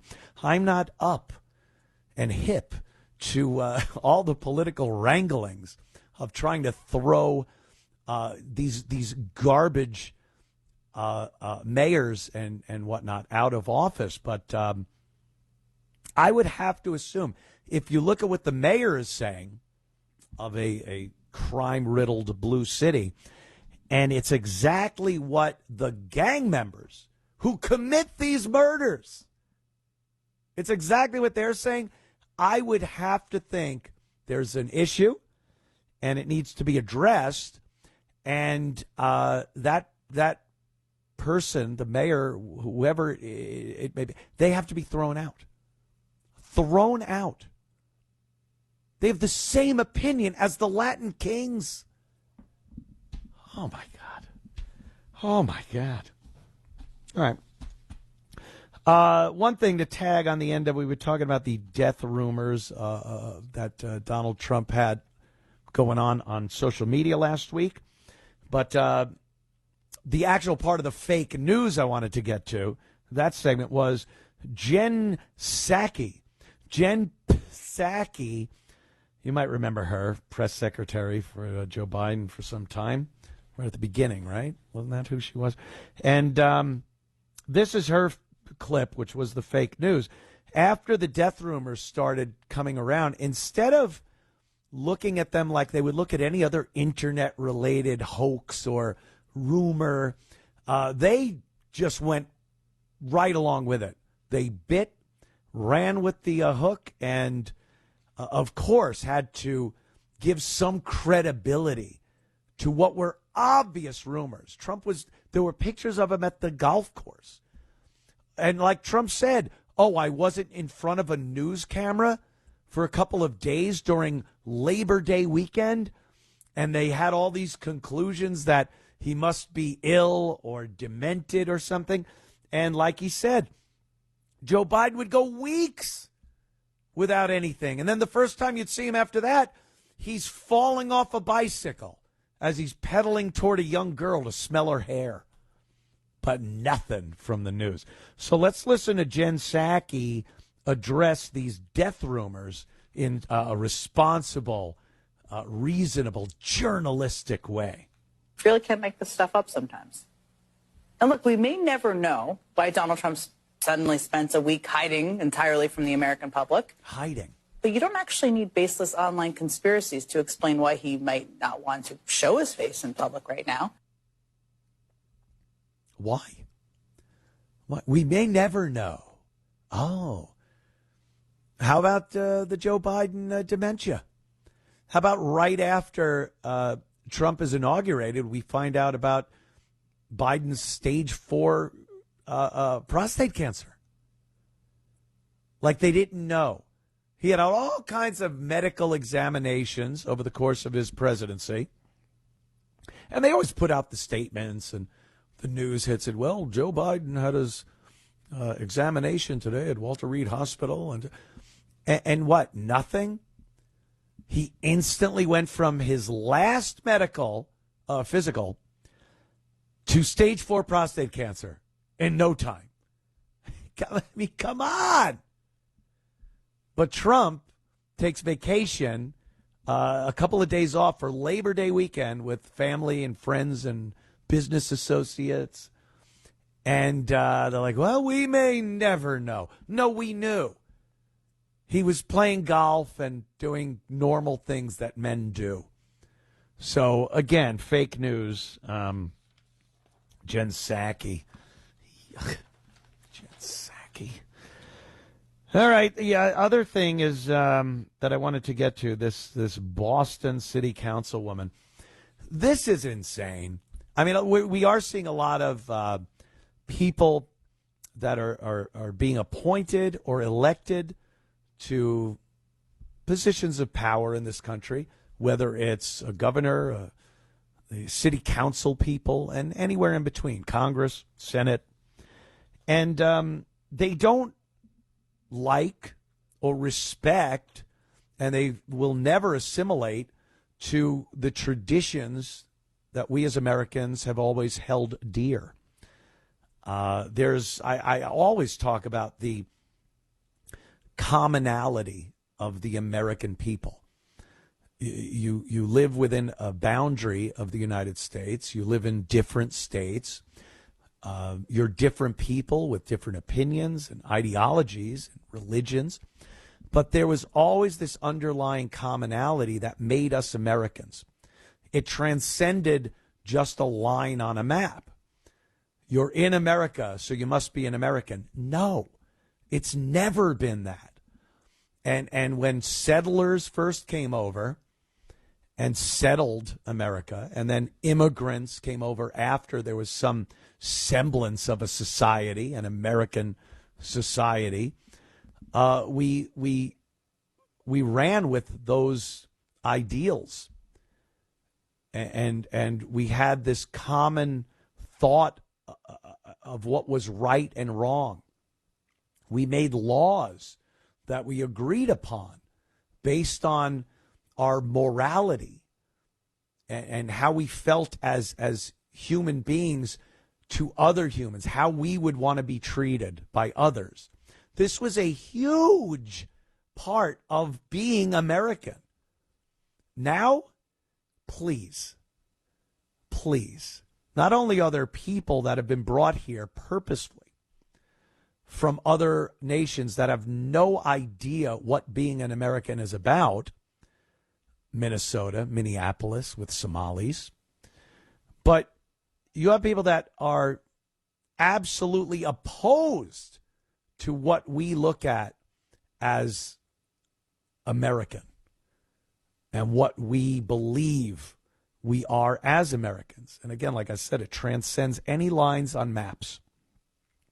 You could go from, in the old days, from New York to Colorado, Arizona, California, any other state, and there was this common factor. Regardless of any other ideologies you had this bond as Americans. That's gone. With citizens, it's gone. And then when you get people in power, in political positions where they can make policy and dictate what happens on local up to federal levels, that's where this country is really doomed. That's where you can easily start getting very cynical and black-pilled, as I said earlier. So now another part of this is you get people that are put in positions of power, and they look at money and power and things they could get, and they don't even think about the ethics that are behind their position. They will just take. It's corruption because they don't believe in anything, especially this country. And look, I'm not stupid. I know there's been plenty of all-American politicians that have been corrupt as all hell. I get it. But there is the sheer amount per capita of foreigners who come here and get elected or appointed to an office that are just stealing, just got their hand in the till. And one of the latest ones is this Boston City Council woman. She was convicted of corruption. I guess they'd go into the bathroom of one of these government buildings and people would hand her money to give them what they needed from someone in her position. And that's just the story. Like, who cares? Well, the thing that made me laugh is she had a little meeting with the press, and she doesn't want people talking about her. Hey, media, get off me. Don't talk about me. I bet she was all about the media lambasting Donald Trump and Republicans when there were these lies made up about crimes that he has committed. But when it comes to her, she's like, hey, lay off. Listen to this imbecile. Oh, Boston City Councilwoman? Oh, okay. Whew, scared me. I'm not that important. And I hope that after this, you guys will stop talking about me. Cause she's a Muslim. I'm actually an introvert, and it hurts when you put me on the news. And the Boston Herald and all of the folks who've, try to create stories, try to verify your facts. The reason why I don't talk to you is because you never report accurately on black people. You're always causing some sort of trouble. And you know what? The responsibility really is not on Boston Herald or ABC or Fox 25. The responsibility should be on the black community. We need to create black media so that we can actually be able to create a fair story and report accurately on black people. You don't care that I'm a black woman, that I'm an immigrant, that I'm getting death threats, and I'm not a victim. I'm not saying any of that, and I took responsibility. I'm asking you to humanize black people, especially black women, especially black immigrants. And there's no like excuses here. It's just simply report accurately, be responsible. And to my black community, this is where we are in the state of things in Boston, a city where we have so much money. I wasn't what the prosecutor said. I wasn't trying to gain momentum or popularity. I actually don't like talking to you guys. I actually don't like being in the media. It's just too much. And so can you please, I'm asking you for the love of God, stop talking about me. Just let the story go. Can you even? And the flop is out on the table. Race card, race card, race card. Oh, I have quads. I flopped quads of race cards.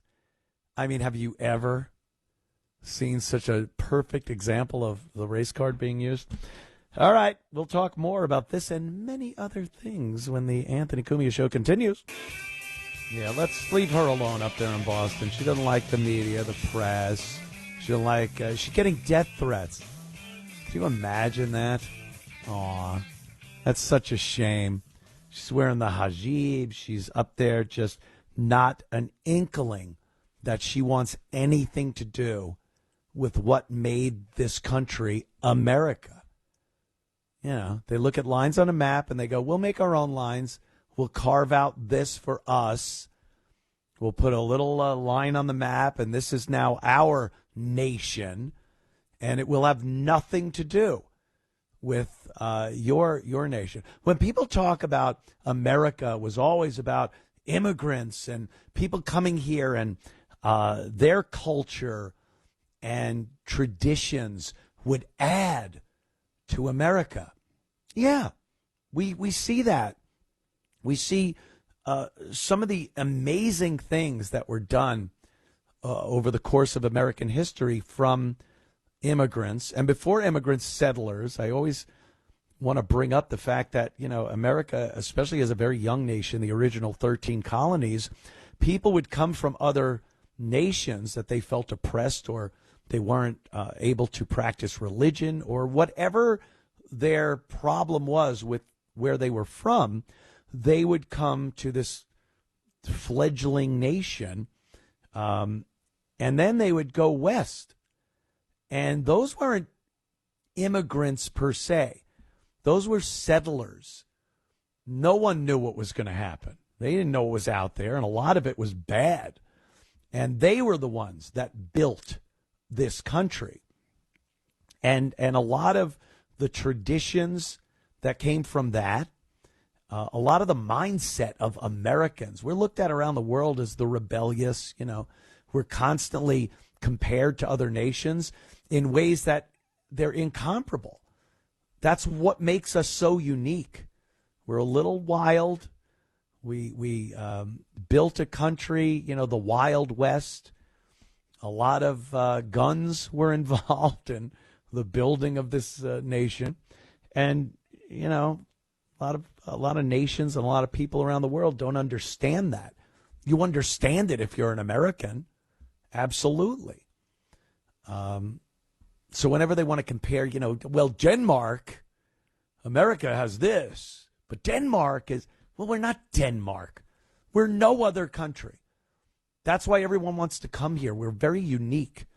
And they also want to come here because we've spread this rumor around the world that will take anyone. And you could just come here and be whatever you want to be. No. There are certain things, certain institutions you have to adhere to. You have to understand. And in 2025, seems like a lot of people, especially, well, a few years ago, before Trump really put the an end to all this illegal invasion. I won't even say immigration. But a lot of people didn't care about America what was going on in this country, our history, what makes us Americans. They didn't care. Did not care. Mark, New York, what's up, my friend? Yes, in regard to your very apt analogy between Italian organized crime, the mafia, and the bullying of Muslims, there are a few significant differences. First of all, the Italians had the wonderful Rudy Giuliani, who fought that stereotype and the crime. Yes. And he was a marvelous example of many, many other Italians of small minority group. He was. Can I just say something, Mark? For people, I mean, most people know this, but Rudy Giuliani, obviously an Italian American, was key to dismantling organized crime, which had its tentacles into every single thing, especially in cities like New York. You could not get 1 yard of concrete delivered in New York without having to deal with the mafia. And a lot of Italians kind of got mad at him for doing that, but he pursued it. It was effective.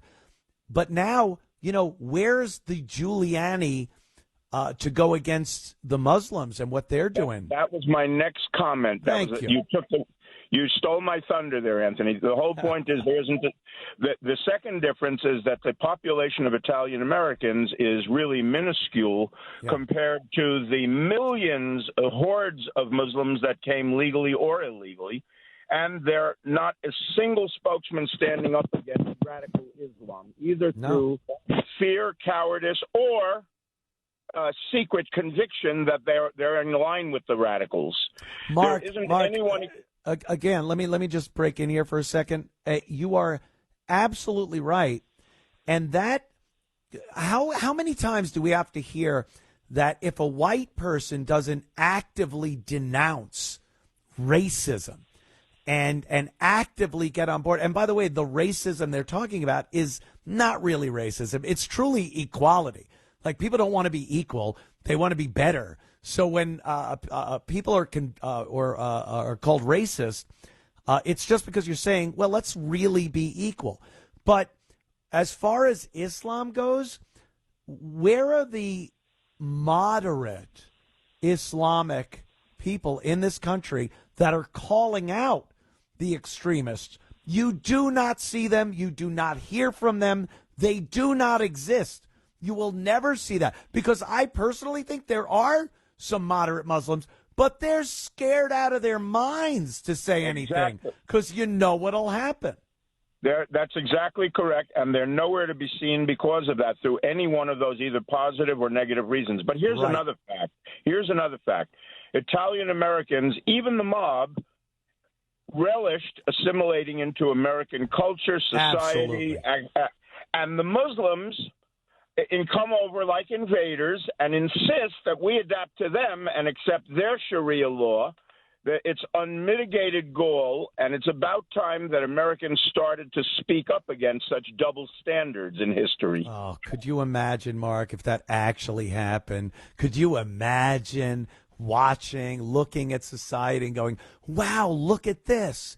They're really doing it. Are you as cynical and black-pilled as, you listen to the show, Mark, as I seem to come off here? I'm more so than you are, and I would bring to mind the image. Let me explain the image that comes to mind. On September 11th, Rudy Giuliani and many Italian-American firemen, policemen rushed into the towers to... Got to make it fast. I got to go to break, but go ahead. But while that was happening, the Muslims across the river were on the rooftops applauding the destruction of the towers. Could you imagine? Mark, thank you so much, man. Appreciate the call. And we'll be back in moments with more of the Anthony Cumia Show. I was talking a little earlier about the UK, and it's gone from anger, resentment, pity, and now embarrassment when we as Americans look at our former, big brother. I don't really see them as the parent. I think it's more the big brother, and now we have to look and go, the guy that used to smack me around. And beat me at football and whatever it is. Now he's pathetic. He's just a pathetic guy. And unfortunately, all we really have different than the UK here is time. We're a much bigger country. But if we don't pay attention and look at what's happening in the UK and fight against that and prevent it, we're going to be just as screwed as they are. And right now, it is bad. The police, what they're doing over there to the British citizens, not the illegals or the legal immigrants they're bringing in, is outrageous. The big crime of last week in the UK was putting up British flags, England's flags, which someone pointed out in the comments section of some of these posts. The police have an English flag, the flag of Britain, on their uniform. Yet it's illegal for some reason. It's deemed a hate crime over there to raise that flag up and fly it because it is considered some type of hatred toward immigrants. Once your country gets to that level, it's done. Years ago, I almost understood the burning of the flag thing. I never would have done it, and I didn't condone it. But I could understand it as a tool of protest. You're pissed at the government. You want to voice your opinion. Obviously, your First Amendment right allows you that. So you burn the flag. In essence, you're burning the things you disagree with in America. Now, the American flag is looked at as this terrible symbol. Not to be used as something to protest and burn it and say what I'm burning here is my opinion of what the government is doing. I don't like what they're doing. Now it's a hatred of America.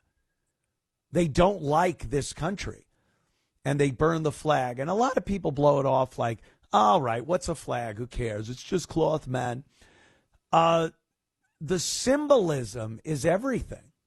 It's everything. It symbolizes something. And it symbolizes all those things I spoke of earlier that we hold dear to being American. And when you see what's going on over in the UK, you can't even raise the nation's flag up a flagpole, because they have deemed that offensive to the invaders, the people that are coming to your country and want to change every aspect of it, make it unbelievably oppressive. And they're getting help. They're getting everything they need from the government that's in place, from the police force that answers to that government. And people that just want to express their pride in being British are being arrested. A 5-year-old, I think it was he? Oh, no, 11? Is an English kid. Had 5 cops on him. 5 cops came over, and he wasn't arrested, but he was taken away. He was removed from the area because he was trying to raise a British flag. And there were Muslims there and Indians and other people that have no want or need or ambition to assimilate to Western culture. How the hell did that happen? I see videos on YouTube of Britain from the 60s, 70s. And there was such an amazing vibe about that country. You know, for how America is known as this Wild West gunslingers. We'll go down to Texas and put some longhorn steer horns on the front of our Cadillac and drink whiskey and shoot our guns. England had this kind of respectability, and their monarchy meant something, and there was the English way of doing things. And even though we kind of laughed at it a lot of times because we're, the rambunctious younger brother, we respected it. And it was cool. And a lot of people wanted to go there to experience that. And, years ago, I remember wanting to sit in an English pub and talk to people. And, we had a common language. And now I couldn't imagine from what I'm seeing over there. And look, I'm sure I could go to one or two pubs and there'll be traditional English pubs with English people. But the idea that you have to find that, and it's not just anywhere, and that I can't walk in Piccadilly Circus and, it's going to look like Times Square in New York. It's just going to be foreigners and people that don't like America in Times Square. They don't like Britain in Piccadilly. It's sad. And there's such a tiny nation that infection spreads and goes deep very quickly. And especially when you don't see anyone of any merit, of any power, wanting to change it and having the ability to do it. Right now, as we speak, it's getting worse. There are more illegal invaders, legal invaders that they're letting in that are just going to dismantle the United Kingdom. And that's sad. It's sad to me. Yeah. All right, let's talk to the lovely, no, we'll go to Larry. Larry, Staten Island, Larry. How you doing, man? Great line, man. Oh, yeah, Raging Bull. The Bull, man. Anthony, on a serious note, Thursday's coming, the 24th anniversary of the 9/11 attacks. I urge all our listeners and brothers, get a flag. I don't care if it's 6 inches big, 9 inches big, a foot and a half big. Fly your flag. Yep. Fly your flag in honor of those who lost their lives and who fought to get people out of those buildings. Yeah. God bless them. Larry, I was just talking about the embarrassment of looking over at the UK and how I'm embarrassed for them and what they've let transpire in their once great nation, And Horrible. I look at 9/11, I was in New York City at that time. I spent the next years, actually, driving past the pile in Lower Manhattan, and it affected me so deeply. And we never, ever imagined we would be in the position we are now with Muslims literally taking over certain cities in this country. Never forget. We heard that. Always remember what happened on 9/11. Well, and we forgot. We forgot, Larry. Larry, you there? Yeah, I'm here. I'm here, All right. brother. Yeah, your turn. Your turn to talk. That's how it works. Well, my point is this. I'm bringing it up to what I'm hearing tonight about these Muslims walking into stores, telling the proprietors, don't sell no beer, don't sell no pork, etc.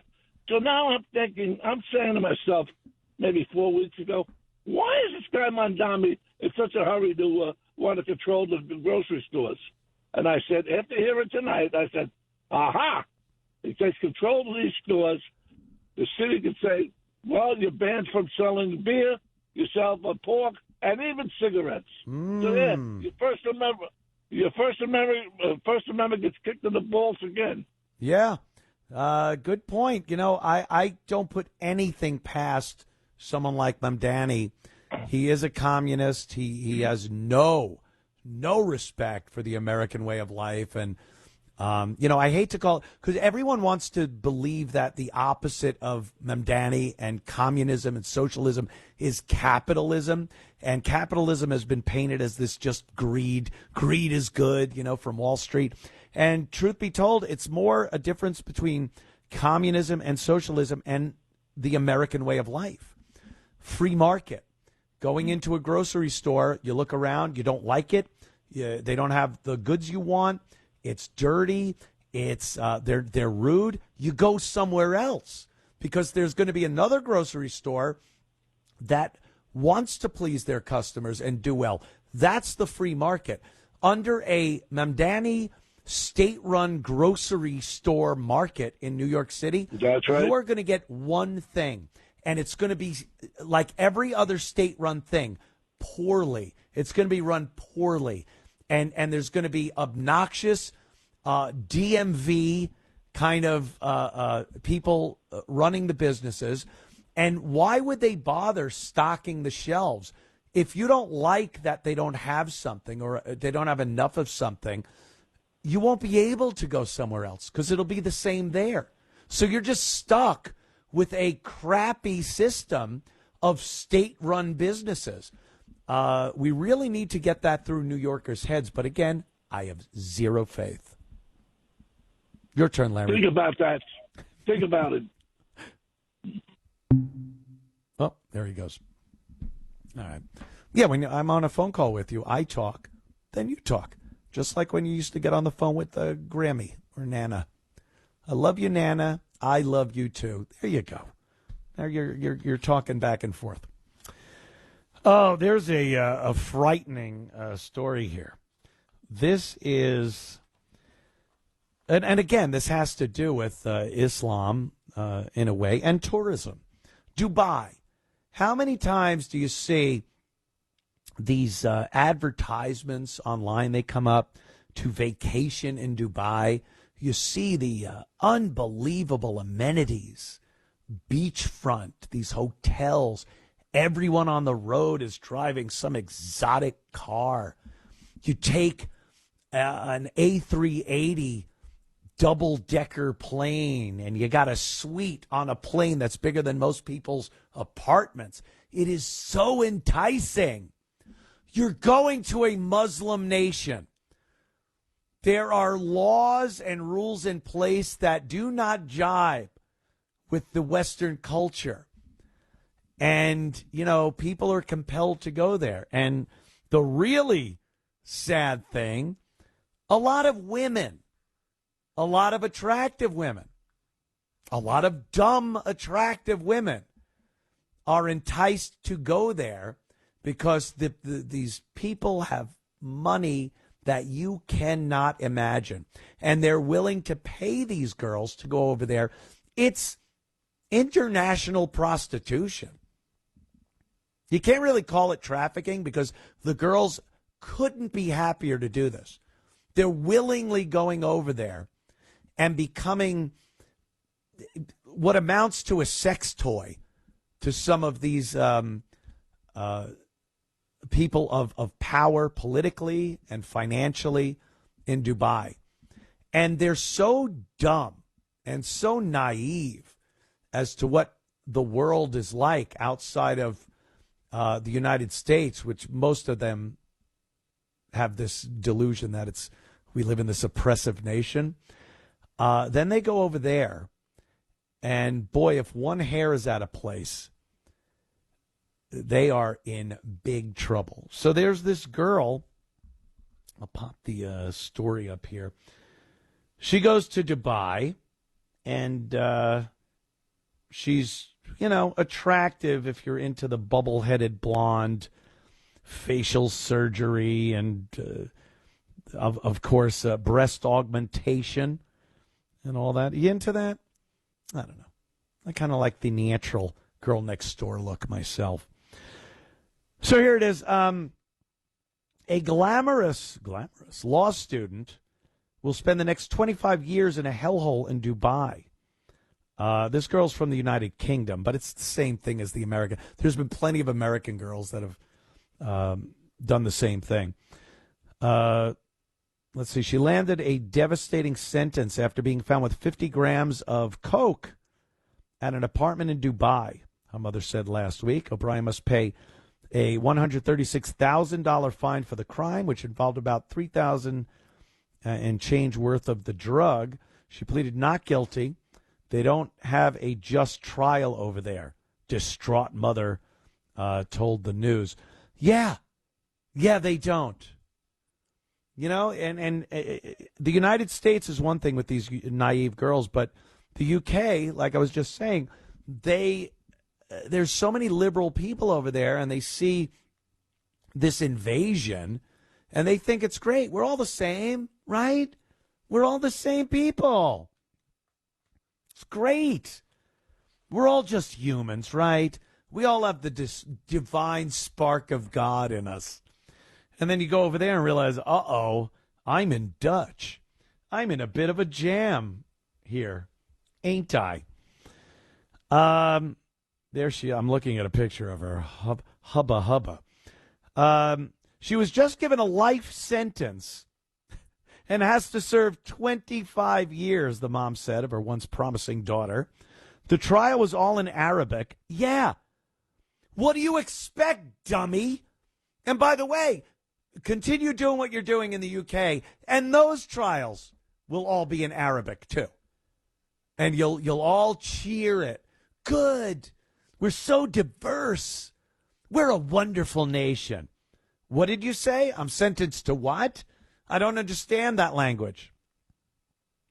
The writing on my legal document looks like someone just dropped pubic hair on it. That's I can't read this. She is absolutely devastated by what has happened. She's strong, but I know she's going through a living hell, mom said of her daughter. She was studying law. Mia feels like she's destroyed her life. Yeah. Well, here's what happens. They meet someone in the UK, and they're from Dubai, and they come on to these girls. These girls, again, have no clue that this is a threat, that this is very bad, to try to have some common ground with these guys. They're some of the most misogynistic, abusive people on the face of the earth. And they want to take these beautiful Western girls back to their country because look at the choice they have when they're there. And then they treat them like garbage. These girls have no clue what's legal or illegal because they don't know the oppressive rules and laws that they have in these Islamic nations. O'Brien's being held at Dubai's infamous Central Prison, which is known for its inhumane conditions. I can't imagine any prison in Dubai isn't known for its inhumane conditions. Overcrowded cells and brutal guards. Rape is an everyday occurrence at the lockup, where guards and inmates engage in violent assaults, according to reports from a human rights watch group. Mia said she has to sleep on a mattress on the floor. She gets a mattress and shares with the cell with 6 other people. The prison conditions are horrendous. There's no staff, really. She has to bang on the big door if she needs anything. Is that what they call it? Banging on the big door. Hey, here comes some guards to do a little banging on the big door. She's seen fights and says it's really scared her. She's going to appeal her life sentence. I'm sure that'll go great. Hey, get a Jewish lawyer. I'm sure that'll go over great in Dubai. There's a GoFundMe. Hey, good deal, Mom. Mom set up a GoFundMe. Might as well make a few bucks while your daughter is the queen of the Dubai prison ball. Can you even? All right, we'll be back to finish up in moments with more of the Anthony Cumia Show. This was an interesting statistic when I saw the U.S. could see the first population decline ever in 2025 as international migration plummets. That's a good sign. I kind of like that. it might counter what we were just talking about in the last segment. United States could see the population shrink for the first time ever in 2025 as immigration numbers and birth rates, that's might not be as good, the birth rate thing, have plummeted according to, and then it just says a report. Could you maybe focus some of your news on people that want more information about the story? A report. Here, sir. Here's a report. What report? I'd like to read it and maybe get more info. Everything's just bull. It's all just lies. But I'd like to believe this. The net migration and immigration, legal or illegal, is down. The U.S. will fall off from about 2.8 million people coming into this nation to between 115,000 and negative 525,000. That's kind of a big sweep. Even at the lower end, it's still 96% fall in international immigration that we're having in this country. That is the Donald Trump thing. Let's be honest. That's the deportations. You know, I hear from a lot of people that they don't like that Trump isn't doing enough. He isn't deporting enough people on a daily basis. Look, we'd all like to see every single illegal in this country be able to be deported in one day. But you can't blame Trump for the damage that was done for 4 years in the past administration and then other previous administrations that have just allowed this invasion to happen. So he's doing enough that it is showing in these numbers. And one of the biggest things that I think kind of takes a back seat to the deportations is the fact that since he is deporting people and shutting the border down, we don't have the convoys, the crowds of people by the tens of thousands, millions a year coming across the border. So while we'd all like to see the deportations happen at an accelerated rate, at least it's, the hole in the boat is plugged. Now it's just time to bail it out. But it could be, if true, I'm going to do the mainstream media thing. If true, this could bode well for the United States. The population decrease also has been compounded by an apparent national sex recession.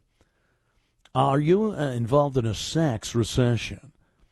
With America's fertility rate projected to average just 1.6 births over the next 30 years. Just one kid in 30 years? I know. I'm kidding, of course.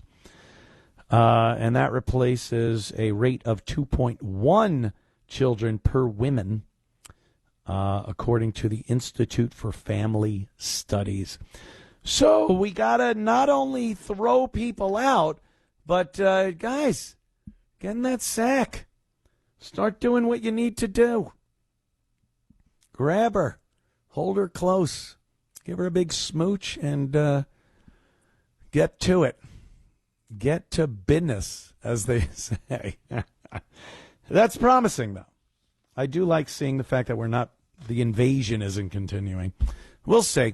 All right, people, I applaud you and thank you for tuning in to this very program. We'll be here next week, so tune in then. And until then, Anthony Cumia on Twitter to see what I'm up to during the week. And we'll see you next time.